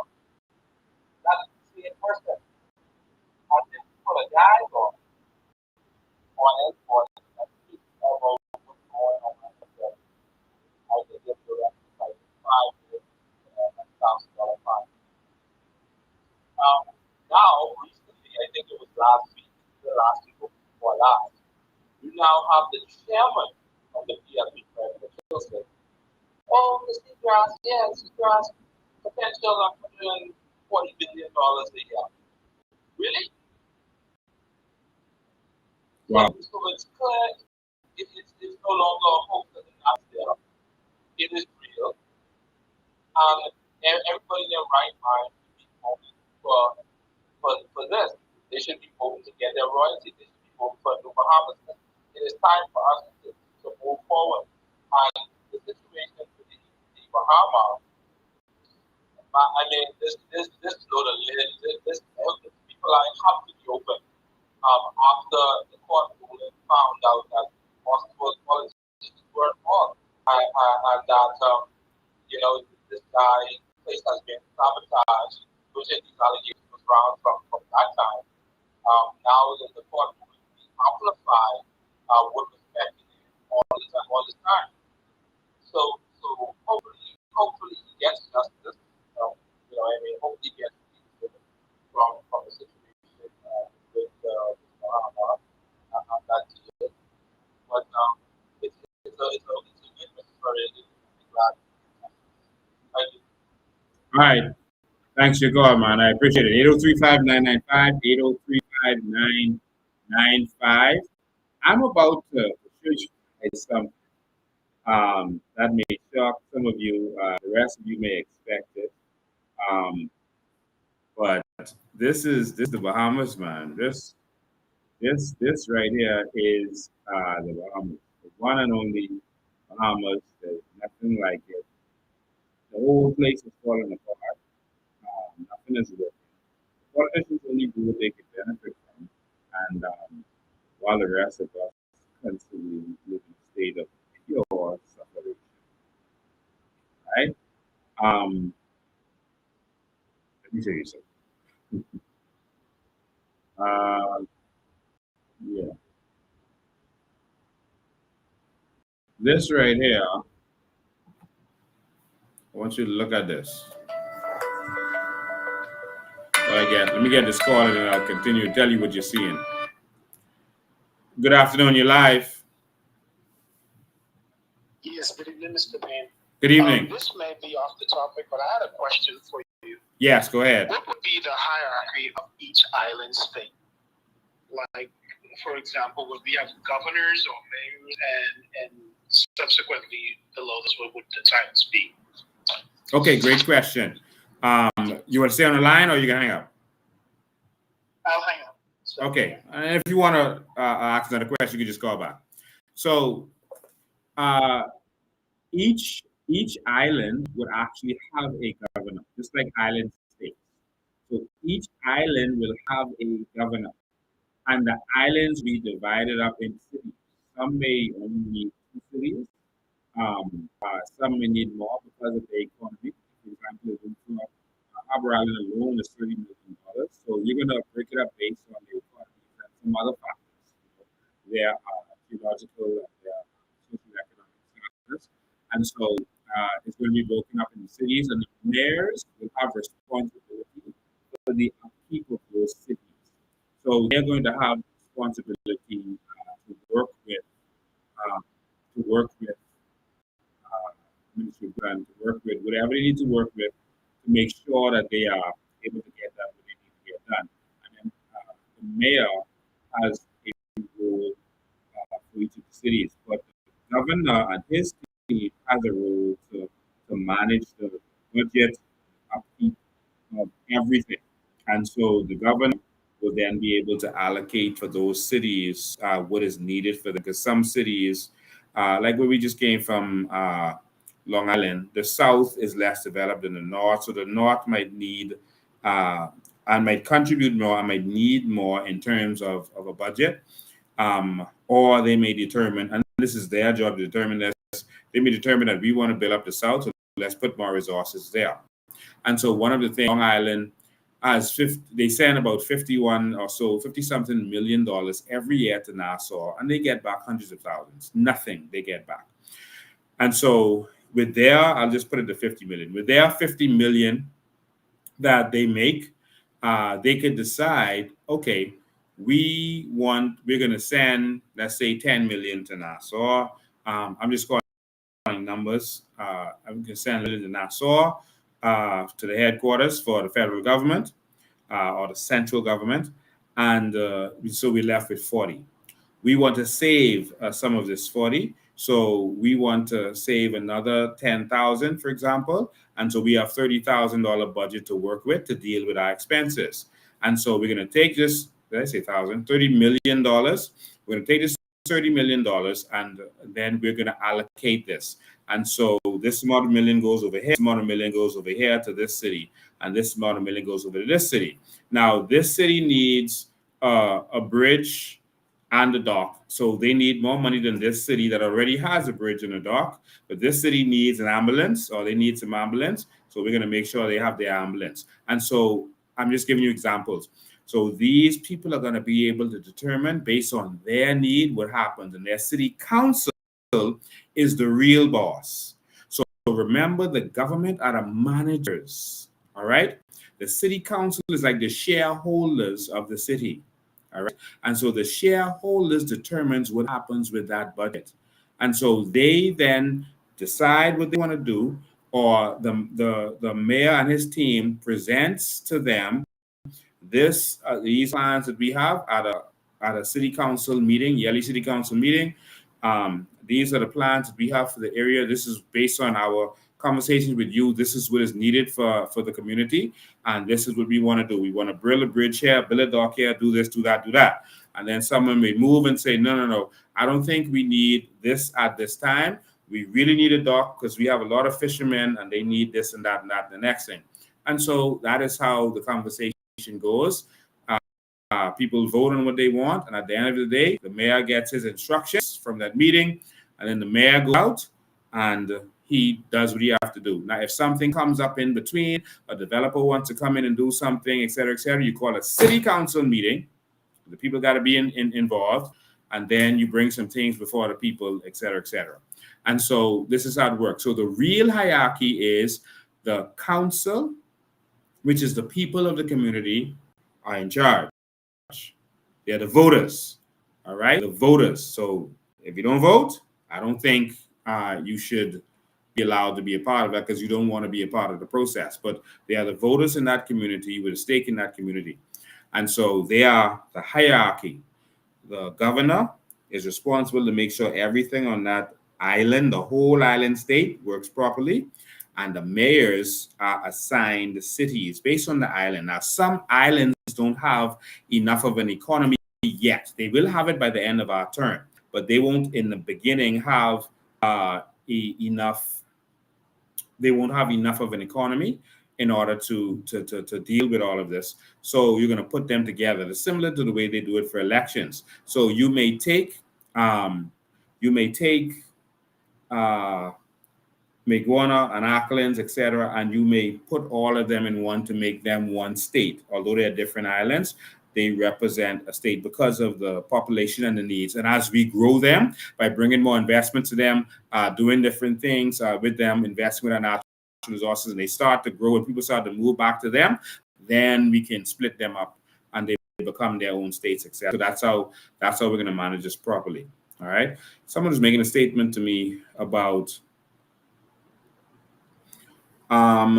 actually have documentation on where we've started with this. I wonder if I could pull that up quickly because I think you would probably like to hear this. Let me see if I could pull that up quickly. Just give me a sec. Because we've already started hashing out all of these things. So I want you to know that we're not rambling on with ideas. These stuff are being thought out, investigated, so that we can actually put them into being once we get in. Let me see if I could just pull up a document on this so you can see that we're serious about this. Let me see if I could find that. If I can find it quickly, because there's so much documents to go through. I'll just pull this up for you and go through this. I think it's worth the conversation out there.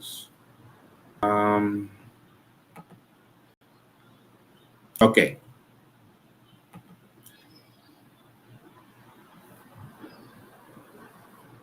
All right, let me pull this up. So I want you to know that thought is being put into all of these things. Let me pull this up for you. I wasn't going to release this like this, but I think it'll be good to start to see we are putting in the work that people really want to see. So let me just share my screen a second. So this is a draft document, not the actual document. I'll show you the draft document. So this is the Island States timeline. So we're not just doing this stuff loosely. We're actually considering when it's going to happen, what the cost of everything in between is. So we are putting all of this stuff in plan. So all of this is the timeline. All right. And so here you see the Coalition of Independence will revolutionize governance in the Bahamas by transforming family lines, autonomy, et cetera, et cetera. All right. So here from day one, establishment of transition teams. Day 1 to 7, transition of transitional and initial planning. So day 1, victory declaration and mandate communication. All right, this is day 1 after election. All right, publicly announce the election victory and the mandate to implement island states and city government. So we're going to announce this right away. reassure citizens of a smooth transition and the benefits of the new governance structure. Day 2 to 3, transformation, formation and transition team. So as you can see, we plan on getting straight to work on this. So that's why I tell you, we have to be able to walk and chew gum at the same time. We got to multitask because we're going to have a lot of things to do at one time. And so we're going to delegate a lot of this stuff to a lot of people. Then we're going to establishment of national transition team, comprising legal experts, economists, and governance specialists. Set up island transition teams for each island, including local leaders and stakeholders. All right. And so we're going to start identifying these people before the election. Day 4 to 7, initial meetings and strategy sessions. Yes. These things are going to start to happen. So, of course, as the Prime Minister, I won't be a part of this, but we'll have people who can deal with all of this. Conduct meetings between the National Transition Team and the Island Transition Teams. Outline the legislative requirements and identify political challenges. Begin drafting the framework for necessary legislation. So we're not playing with this. And in fact, a lot of this is already going to be done before election. Day 8 to 21, stakeholder consultations and legislative drafting. Week 2, day 8 to 14, public consultations, hold town hall meetings on each island together, input of residents, engage with local businesses, community, et cetera, legislation, begin drafting island states and city government, et cetera. Hold the line one sec, I'll be right with you. And so I just want to show you this in summary so you can see that we planned all of this out from what's happening in each week, each day, etc. Even from it gets to the House of Assembly. Oh, that's the 2 lines. Hold the line, caller. You're caller number 2. Just hold the line. And so from the first reading of the House, the committee review, put into committee, the second reading, finalization, enactment legislation, all of this stuff, Senate approval, everything down to where this goes and whether it goes to royal assent, present the approved bill to the Governor General for royal assent, or present it to the president if we have already enacted a president. All right. So this was the draft of the plan and what we were doing, then official publication. And so everything is there. So I want you to know that we are planning this stuff out properly. We're not playing with this. You may not see everything at once. And people may say, okay, what are your plans? But we are putting this stuff together, and we are putting real plans together to transform this country. We're not playing with this. All right. So we're talking about, there's already an effective plan with timelines and with budgets, etc., budget assumptions, so that we know where we are going. Good afternoon, caller. Caller number 2. We lost caller number 1. Go ahead, caller number 2. Yes, good afternoon, Mr. Bain. How you doing? Pretty good. I see a new evil happening in this country. Yes. I see they're selling a lot of electric vehicles. Okay? How are Bahamians going to be able to pay to have them charged at their home with BPL? That means your light bill will be more than a mortgage payment every month. Yeah. How would that work? Okay, so we want you to understand that when we get into power, that we are going solar. All right. And so we're going to use the carbon credit regime to get free solar electricity, to build solar power plants that can power our entire nation, the whole nation. We are going to use currents and hydro so that we can power our nation. So bridges are going to have hydro connected to them, like Porterski Dock. That alone can power a lot of this island. And a lot of creeks on the family islands, and all of our family islands have creeks with a lot of power in them, a lot of current, and we're going to power them. So you're not going to be getting power from oil anymore. Only if we continue going with the FNM and PLP will you continue with that. And they're gonna start going solar to make you pay for that too. But when we get in, electricity is going to be free.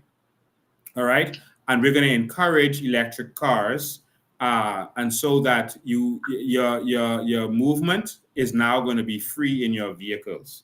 So we're going to have electric vehicles, electric police vehicles, We're going to give you, there's going to be no duty and no VAT on your electricity vehicles to bring them in. And so that is going to change the game for us as it relates to carbon. All right. Cliff Davis is traveling all over the world talking with carbon and begging for money with carbon. And then he's having a big celebration with 2 big diesel generators. And instead of buying police cars, he's buying police trucks that use more fuel and more emission. And that's why no one is taking him seriously. But he doesn't care. He's only doing it to make us feel like he is representing and saying something and doing something. But that's what, to answer your question, we are going solar. So all of your electricity needs is going to come from renewable sources, solar and hydro. And so it's going to cause you nothing to fuel your vehicle moving forward. All right? Thank you very much. All right. Thank you, too. And also, it's going to cost you nothing to fuel your vehicle.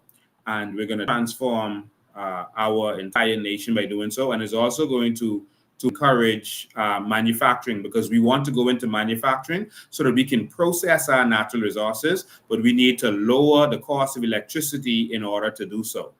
All right. So that's what has to be done in order for us to do it. We have to reduce the cost of electricity. So we're going to do that so that we can go into processing our natural resources. So I hope you see that everything that we are doing is planned, and it's planned out properly, and we're not playing with this. We are serious with this. And we think that when we launch Vision 2030, of course, during the launch, we're not going to be able to read all of these details, but we're going to put it on the website. No, we're not printing out all of this, and we're not going to kill trees in order to do this. We're going to put all of this on our websites where you can see timelines, budget, all of this stuff. This is going to take a lot of work. We are full-time in all of this, to get this done. I want everyone to know something, because I had a lady who called me and she was very upset that she was trying to reach me and she couldn't get me. She said, you could have at least said, good morning back, because she had someone, a family member, who had an issue that they wanted me to deal with. Again, I don't get this. I do this out of the goodness of my heart to help as many people as I can. But she said, at least I could have said good morning. I told her, I can't say good morning if I don't see your text. I get a lot of texts. I literally get tens of thousands every day. I have 100,000 unseen text messages right now. And I spend a lot of time on the phone talking to people, getting information. As you can see, when I talk, a lot of effort is being put into this. We're not doing this willy-nilly. I want you to understand, my phone kind of shocked me when it gave me a notification and an update on what's going on. It was telling me that I spent less time this past week actually on my phone than as usual, because I I was away dealing with the hurricane, I was on the phone less. And so it notified me that I spent 5% less time. I'm going to actually show you how much time I spend on the phone and working on my phone. I'm just trying to pull this up so you can see this. I want you to see this for those who don't appreciate, because I've actually lost some friends because people say they call me and they can't get me. I could have at least returned a call and that kind of stuff. And so I've had people who have gotten angry with me. I mean, I'm so sorry. But this is the life that I live. And I'm so sorry, but I try to be there for everyone. But you're going to be surprised when you see this. Let me pull this up for you. I want you to see this, and your phone does this. So if you want help with managing your time, I think that you should do this. Actually, do this too. Monitor yourself, because that's what I try to do. And again, I was completely shocked this week when I saw some things. So let me just show you this quickly. Oh God, I'm just gonna show you something quickly. Hold on, let me just pull it up.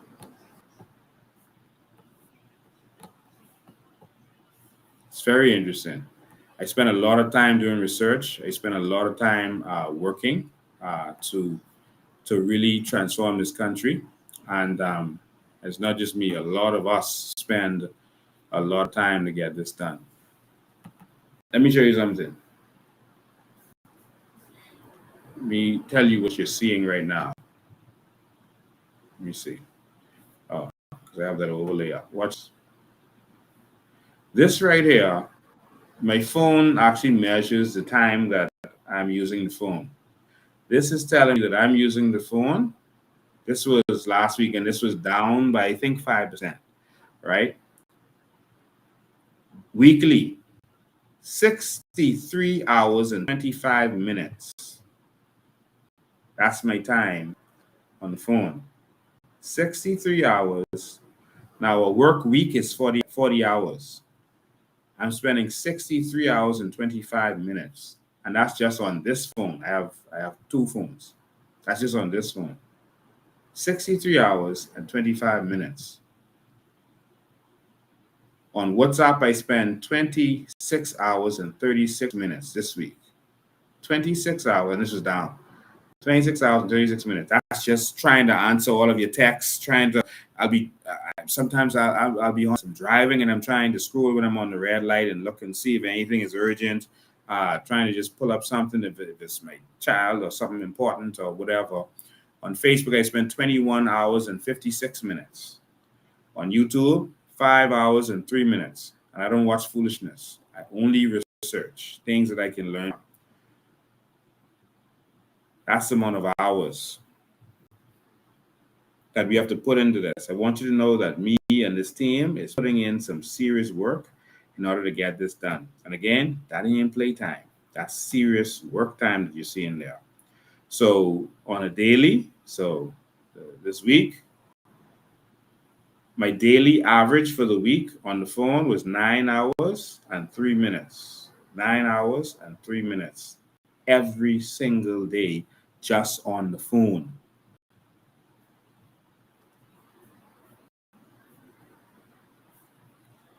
So I want you to understand that if I can't get to you, don't not love me anymore. Just understand that this is a lot of work that we are putting in. A lot of work. I've had people who say, we ain't fooling with y'all anymore. You can just be just like them other MPs, but we are putting in work. We don't have government staff to work for us and answer the phone for us and do that stuff. We are fighting for the Bahamian people. I always tell people I earn these bags under my eyes. So they can make fun of them, but I have to give up sleep in order to make this mission work.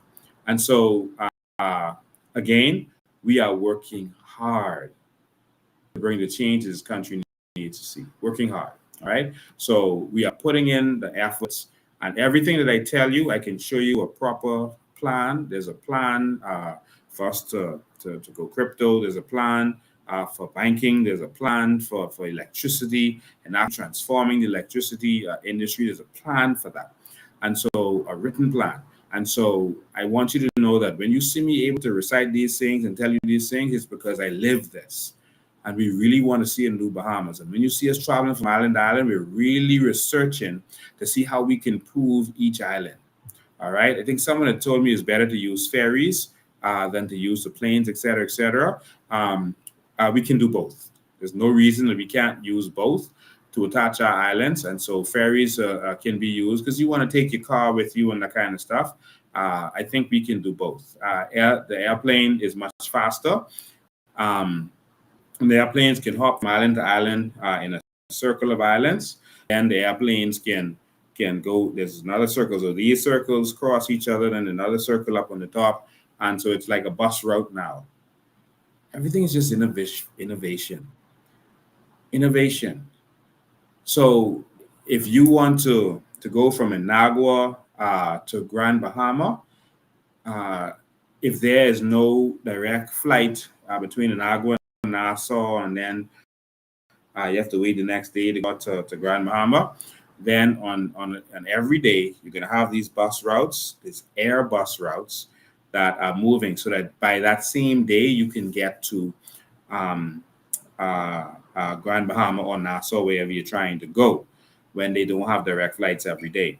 So again, you can go from Inagua to Maguana to Auckland to Crooked Island to Long Island. Right? You jump off in Long Island, and then you go from Long Island to Exuma, Cat Island, to New Providence. New Providence, you can jump off and you go from New Providence. It goes from New Providence.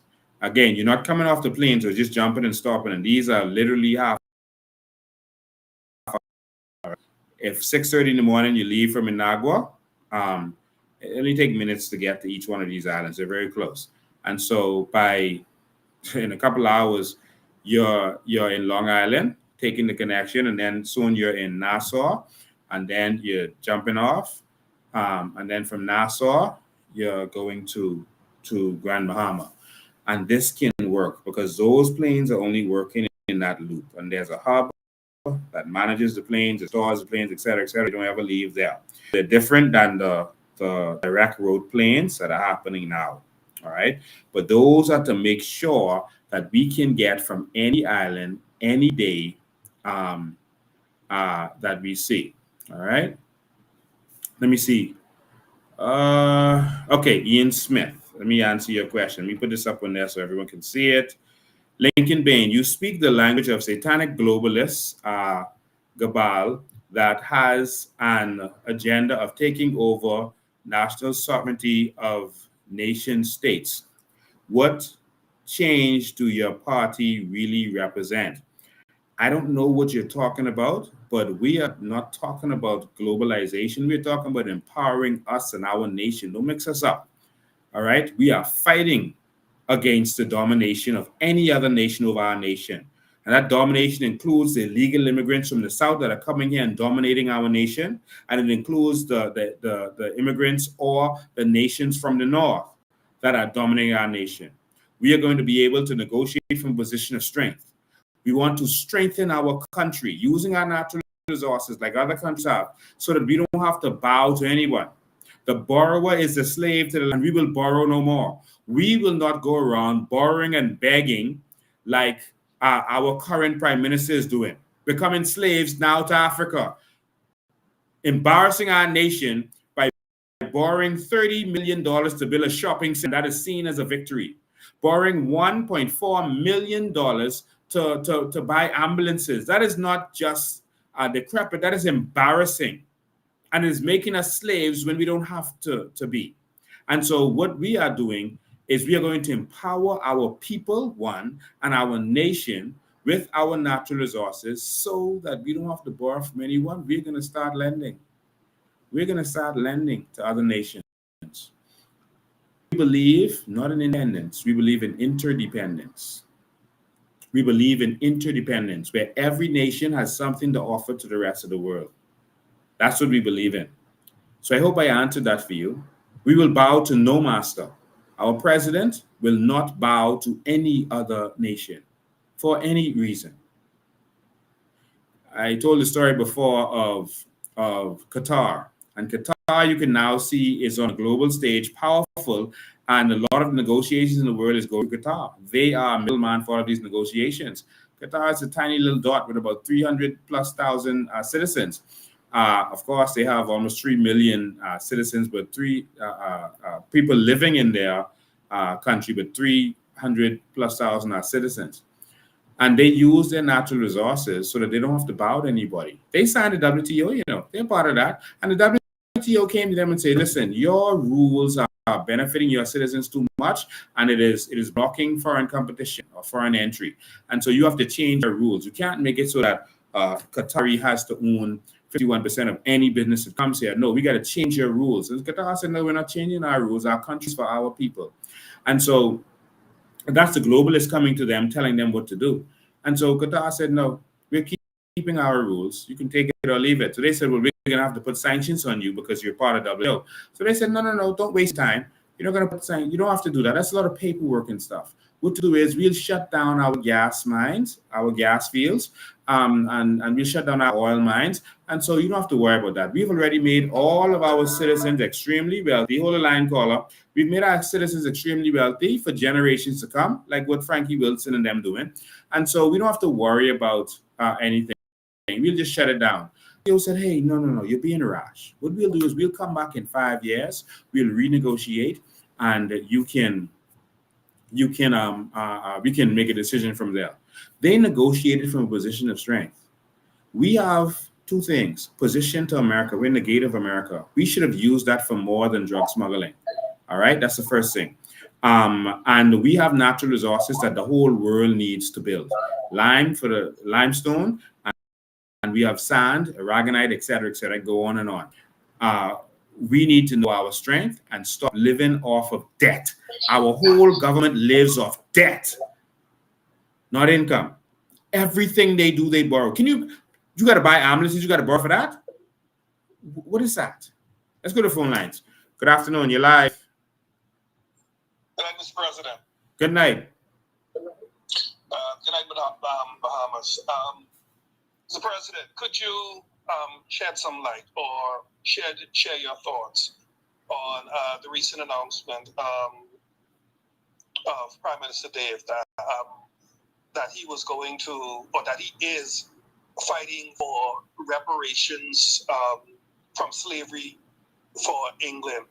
Could you share your thoughts on the announcement and also on the hypocrisy of Mr. Brave Davis? Because he himself recently had the opportunity to give Bahamians from their natural resources, but instead he chose to our sovereign wealth fund that could have placed reparations in the hands of each and every Bahamian citizen, and chose to instead put all of that fund into a system that he himself controls. How hypocritical is it for you to demand reparations from England for slavery, and in the same token, you yourself are withholding possible reparations from Bahamians by repealing a vehicle that could have provided them with reparations? Could you share your thoughts on that for me, please? Thank you for that, and thank you for that question. But I think you answered the question in your statement. Reparations are good, and I think that wherever possible, we should seek to get reparations, even if it bankrupts those countries that did such wrong to our people. But the fact is, in some instances, we did get some reparations. I don't think it suffices as a total reparation. We did get some reparations that they are not giving us. Now, let me show you the hypocrisy. Some of the reparations that we got for slavery was the land, all right? So they came here, conquered the land, and they brought us here to slave on the lands because the Indians wouldn't remain their slaves. So they brought us here. And so we worked the land, and when they were leaving, the slave masters left the land to all of their former slaves. And so that's why you have generation property on all of these family islands that is left by the slave master for the slaves so they can use the land to benefit. Okay? Now, what our current slave masters are doing, and that is our own black persons who are governing our countries, managing it for us, they wouldn't let us use that land for capital.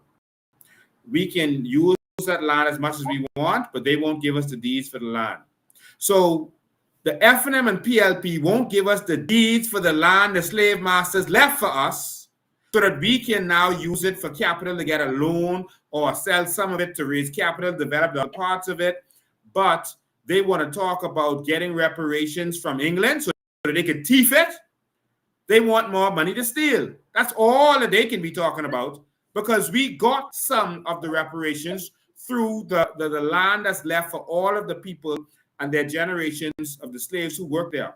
But they're not giving us that. So what Brave Davis is doing is a sham and a distraction. I will tell Philip Brave Davis, if you believe in reparations, then allow Bahamians to benefit and get deeds for the generation property that was left to all of the people given from the slave masters to those people. Yes, sir. One other point too. The other part, before you go on, the other part of what you said is we saw Brave Davis steal our carbon credits, and we saw them steal our sovereign wealth fund, and so we know he's not interested in the people benefiting. So even if that reparation comes, they're going to take that as a country, and they're going to then find ways to give contracts to their cronies and to suck it out through the contracts that they give to their cronies. That's why they will tell you, even with the sovereign fund, they'll say, no, you can't give it to the people. What we could do is we go build roads and bridges and do this and that. That's contracts. So whenever they talk about what they could do with it, they could mention contracts. Why? Because then they can inflate the contracts. They can say, oh, we got to build this bridge. That bridge probably costs $5 million to build. They can say, oh, this is a $60 million bridge. And then they're going to suck the money out of it and steal it from us. So reparations, no, start by giving us that generation property, 1, and 2, start our crown land that the Queen gave us. It's a different type of reparation. The Queen and them were going bankrupt, and they forced us to get independence. They chose some countries to keep under their rulership. But countries like ours, they gave us this fake thing called independence because they couldn't afford to maintain us anymore. So as a part of the reparations, the crown land is for the benefit of the people. So the Queen left the land. You see, in those days, land is considered wealth. In all generations, land, especially in those days, land is considered wealth. And so when they leave you land, they're leaving you wealth, because everything is done on land. If you want to open a business, that's on land. Natural resources are in the land. Everything you do, you have to live on land. Land is the ultimate wealth. All right? It's the first thing that God gave man. Queen gave us the crown land, but they don't even want to give us that. So we got a portion of our reparations from the slave master, just a portion, and we got a portion of our reparations from the Queen, but we can't get none. But they want the cash money to thief. Go ahead. Okay. Thanks for that insightful response. I really appreciate it. And of course, you're absolutely right. Without land, there's nothing you can do. Land feeds us. It provides us with sanctity, security, dwelling place and abode. It does all of that. It is the quintessential necessity of life, other than oxygen and water. There's land. Yes. You must have it. It is the start of, it is where wealth starts. And also, it is the nation. The land is the nation. When you want to know where America is, they show you a map. And that map outlines the land. And that land defines the nation, not the people. Not the people. The land defines the nation. So if you allow your land to be sold out to everyone else, if you allow foreign illegal immigrants to come and take your land, if you allow all of your land to be sold to foreigners, you've lost your entire nation. You are nothing anymore. Hence the purpose for the the Property Removal Act. Go ahead. The Movable Properties Act. Sorry. Go ahead. Once again, absolutely correct. A nation is defined by its land. Once you've removed the land, that nation is scattered. Whatever other land they decide to occupy is another man's land. Yeah. You can't take 400,000 Bahamians, relocate them to America and say this is the Bahamas. It is no longer. You have lost the Bahamas. You have lost your identity. You are now in America, and you must accept where you are as America. You cannot go there and make it the Bahamas or whatever. That being said, Philip Davis also, this is how you tell that this whole reparation thing is a sham. It's just one big circus show, and he's the head clown. He's asking for reparations for the people demanding reparations, but he has not told the people what plans to do with those reparations. Are you going to now put those into another special vehicle fund that you are now going to control? Let's hypothetically assume that England decides to pay every Bahamian citizen $1 million, as reparations for all they endured during slavery, hypothetically, right? What exactly is going to happen to that money? How is that money going to be disseminated? Who is going to control? How will Bahamians receive that money, or where's that money going? Did you not think about this when you were demanding reparations? You do not have a serious argument because you don't have an argument, period. Correct. That is correct. So I don't know where he's going with all this smoke and mirror and this party to make Bahamians feel as though he is doing something. I mean, similarly, like how you mentioned earlier with the ambulances and his climate change facade. You are preaching, you are advocating, you are saying you're the face of climate change, but your country is exemplifying the face of utter pollution. You just bought a bunch of new ambulances, and not a one of them is an electric ambulance. You just bought tons of new police vehicles, and all of them are fuel guzzling monsters. You just bought new generators. You have not even converted your electrical grid to try to save pollution or to try to do anything about climate change. You are the ultimate hypocrite. Yeah. Yeah. Well, that's all I have to say, Mr. President. Thank you so much for sharing your thoughts. Yeah. All right, man. I see another comment here.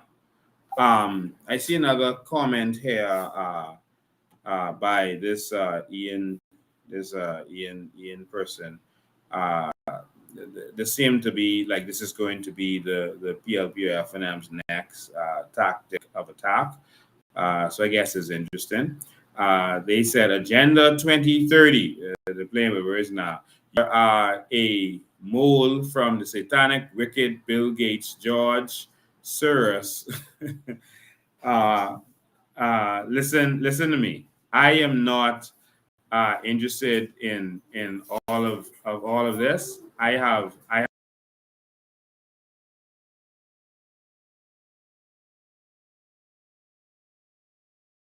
have zero interest in all of this talk about satanic this and that. Vision 2030 is a plan. Is a plan for our nation to empower our nation and empower our people, and no other nation. Just us. No other people. Just our people. And so I don't know where you get this nonsense from, but please go to the left with that. All right? We have no interest in that. Let me go to the bottom. I'm going to miss all of your comments. I see a bunch of comments here, but I can't all of them. Okay. All right. So we're going to move to the New Bahamas, and we're going to move there to empower our people. And that's it. All right. The PLP and FNM have been tricking us. I want you to know that Pike is a business partner of Frankie Wilson and Tommy Turnquest in Eleuthera. All right, Pike, who just got the BPL thing. They are stealing right in front of our faces. They're stealing our whole entire nation. That's what they're doing. All right, and so we have to do something. And so what do we have to do? You have to join the fight. You have to help us to get this done. Spread the message. Every Sunday religiously, I come at 5 o'clock. And if I got to be late, because today I was traveling, had no choice, it's going to be 8 o'clock. Sunday at 5 o'clock, we go live where you hear what your talking points are for that week. So go to talk to people about what you heard on today. Talk to them about the truth that you now know about the PLP and FNM and how they've really been operating, how they've been partnering with businesses, etc., how they've been raping and robbing this country, how they've been passing it towards each other all this time, making us think that we were voting for something different. And you know what the result of that was? That there are people who now say, no matter who go there, they ain't gonna change, because they actually thought they were tricked, and they still tricked. The veil is still over their eyes. They're thinking that the PLP and FNM was different, and so the change wasn't gonna come because they voted for change, but the change didn't happen. So no matter who go there, it's gonna be the same. No, you've never changed. You've never changed. We went from the UBP to 60 to PLP in 67. We've never had change since. Never. Finland made sure that they kept the political power. And it was a brilliant plan, and it lasted for generations until this generation woke up. And the UBP made sure they kept the financial part of it. And so people are discouraged, which I understand, and some people are saying that they're not going to vote. And that's what they want. They want you to not vote because they know you're going to start getting discouraged. So now they're bringing in the legal immigrants from elsewhere, giving them status, and they're going to be so appreciative that they're going to vote. So they saw that most Bahamians didn't want to vote last time. And so they know a lot more of you are going to say, man, I ain't even voting, I'm wasting my time. You know what I'm going to do? Being come there, he can do the same thing. What makes you think he can do any different? No, I ain't voting, I ain't wasting my. That's what they want. Because to not vote is the same as voting for whoever wins. Not voting is voting for whoever wins. So you're responsible for whatever happens. Likewise. All right? But they are bringing in a new voting bloc who hasn't been getting swing from them all these years and just got some of them citizenship. And they want them to vote for them. So they want you to vote. So that these new people they control, fresh blood, that they get their vote. And you, who's discouraged, okay, you go on that side. Don't vote. And guess what? You can start hearing them say, man, only two parties, all of them will be the same. You can be just like us. You can hear them say this because that's their plan. They want you to feel like ain't nothing gonna change. So don't vote because they want this new crew to vote that they can control, that owes them something. Wake up. All right? Let's spread the gospel. All right, so someone says land is the most precious natural resource. Yes, it is. And all natural resources are in the land. All right? All the natural resources are in land. Even the ocean is on land. Even the ocean is on land. But when you don't know what you have, that's when you can be abused. All right? And so that's where the problem is. All right? But thank you. This was an interesting one today. I didn't intend to go into some of the stuff I said, but we said it anyway. We got to educate our people. And so we had an interesting day. We did almost 2.5 hours today. Thank you for your calls. Thank you for your comments. And you know I couldn't read all of them. I'm so sorry. And so for those people trying to reach me, you just got to keep trying. I'm spending a lot of time fighting for the new Bahamas, and I got to spend some time doing work. Some people call me. They want me to research. They want me to do something. And so if I just spend all my time answering the phone and answering text, I can't get to the work of the persons who did. And so it'll get better in short order. We'll be running the country, and we'll have a strong team to answer the phone and to deal with certain things. Until then, we're going to do as much as we can, but we have to take some time preparing for the new nation and planning that out. We don't want any excuses. We're not like the PLP and F&M that come in and say, oh, we didn't know this, we didn't know that. It's foolishness. That's excuses. All right? One of the first things we're planning for is hurricane preparedness. Everyone that comes in is hit with a major hurricane. We're going to be putting plans in place immediately. What is going to happen when we get hit with a big hurricane? Immediately.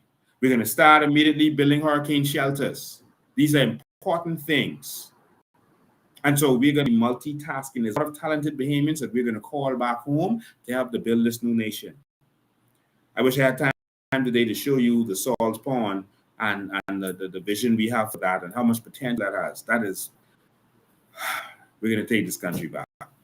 Thank you for spending your entire Sunday evening with us. I know a lot of people, you use all your data trying to watch this, and some people can only watch this now when they have Wi-Fi, and some people don't even have electricity. We understand your pain and your hurt, and that's why we're doing this. But sacrifice, spend the time here, and go and spread the word. What's important is not just listening, not just watching. That's important. You got to watch. Because your eyes, when they see them views, that scares them. You watch it as much time as you could. But even though you didn't watch this, you come back and watch it again. Even if you only watch it for 10 seconds, just watch it 10 seconds every day. You watch it for 10 seconds. That does something to the algorithm. All right, you hear me? So remember that hint. Even a couple times today, go back to the video, watch it just 10 seconds. Just watch it, and that does something that confuses the algorithm and what the government is trying to. Right? There's really any time over 3 seconds, but you watch it 10 seconds and you can turn it back off.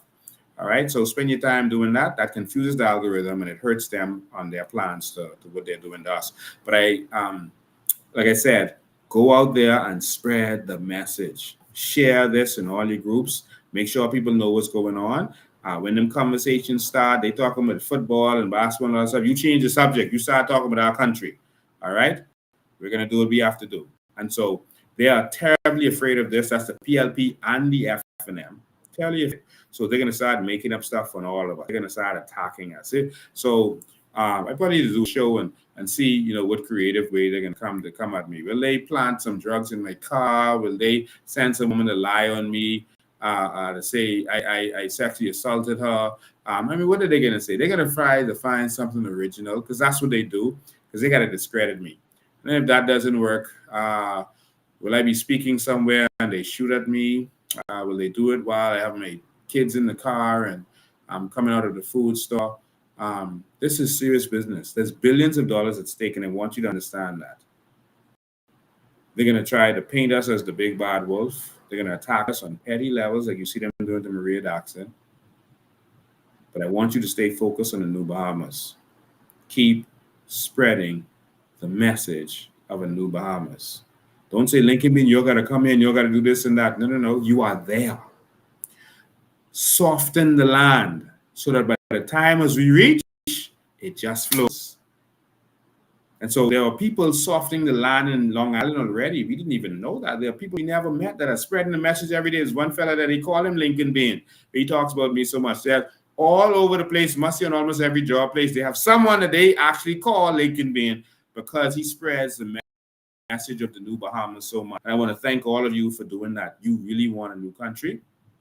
All right. And so you are doing yeoman's work.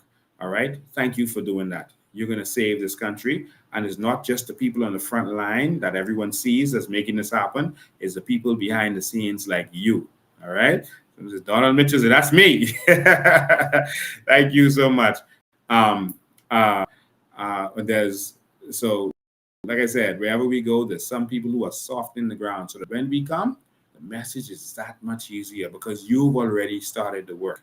You may not be able to explain it as good as me, but you can come here and you can say, hey, come watch this with me. Some people go by their family and say, no, y'all can sit down, put it on YouTube, and we can watch this together. And they sit down together and watch it. Everyone who hears the message, who watches the documentaries and start to see this, they're converted. The only people who don't believe or understand now is people who haven't actually listened or watched. And when you talk to them, you can tell. They say, oh, this and all that. And then you say, have you ever watched Vision 25? Have you ever watched the documentaries? No way. That's why you're saying that. Take some time and watch it. And that's why we put it in videos and not just in writing, because most people don't read. All right. But we can do this together. All right. So God bless you. Long Island, we're going to be there for you. We're going to send your candidate very soon. But we're coming to some more. Abaco, we're coming on November 9th. Abaco, we're coming on November 9th. So get ready. We're having an event on November 9th. We'll give you more details in the coming weeks. But get ready. Oh, my birthday this week. It's the 20th already. Oh my God. My birthday is on Saturday. All right. So I'm going to have lots and lots of ice cream on Saturday. All right. So unless you call me to wish me happy birthday, don't call me about nothing else on Saturday. Don't call me about your land issue, this issue, and that issue, and your landlord will give me one day. All right. So on Saturday, that's going to be no, I'm speaking to an event on Saturday. I'm speaking to a leadership conference on Saturday. I don't get any break. I'm actually speaking on Saturday to a leadership event. I have a speech, and so I'm going to deliver that. And then I'm going to have lots and lots of ice cream. That's going to be in the morning. And then after that, I'm going to have lots of ice cream. All right. So I don't drink. I don't smoke. I don't do drugs. I do ice cream. So God bless you. I love you. We're going to continue doing this. Don't get distracted by the PLP or FNM. Don't fall for Pintard and his little dirty tricks. Somebody says my daughter's birthday is on the 28th. Yeah, I went to primary school with Tamara on her birthday. Tamara Boodle King, her birthday is on the 28th. And so a lot of good people born in October. All right, so my birthday is on the 28th. I'm going to be celebrating. Still young. I'm still in my 40s. And at the next election, I'll still be in my 40s. And we're going to take this country to another level. So thank you for watching. We appreciate you. We'll see you again on Sunday at 5 o'clock, if not having hangover from ice cream. God bless you.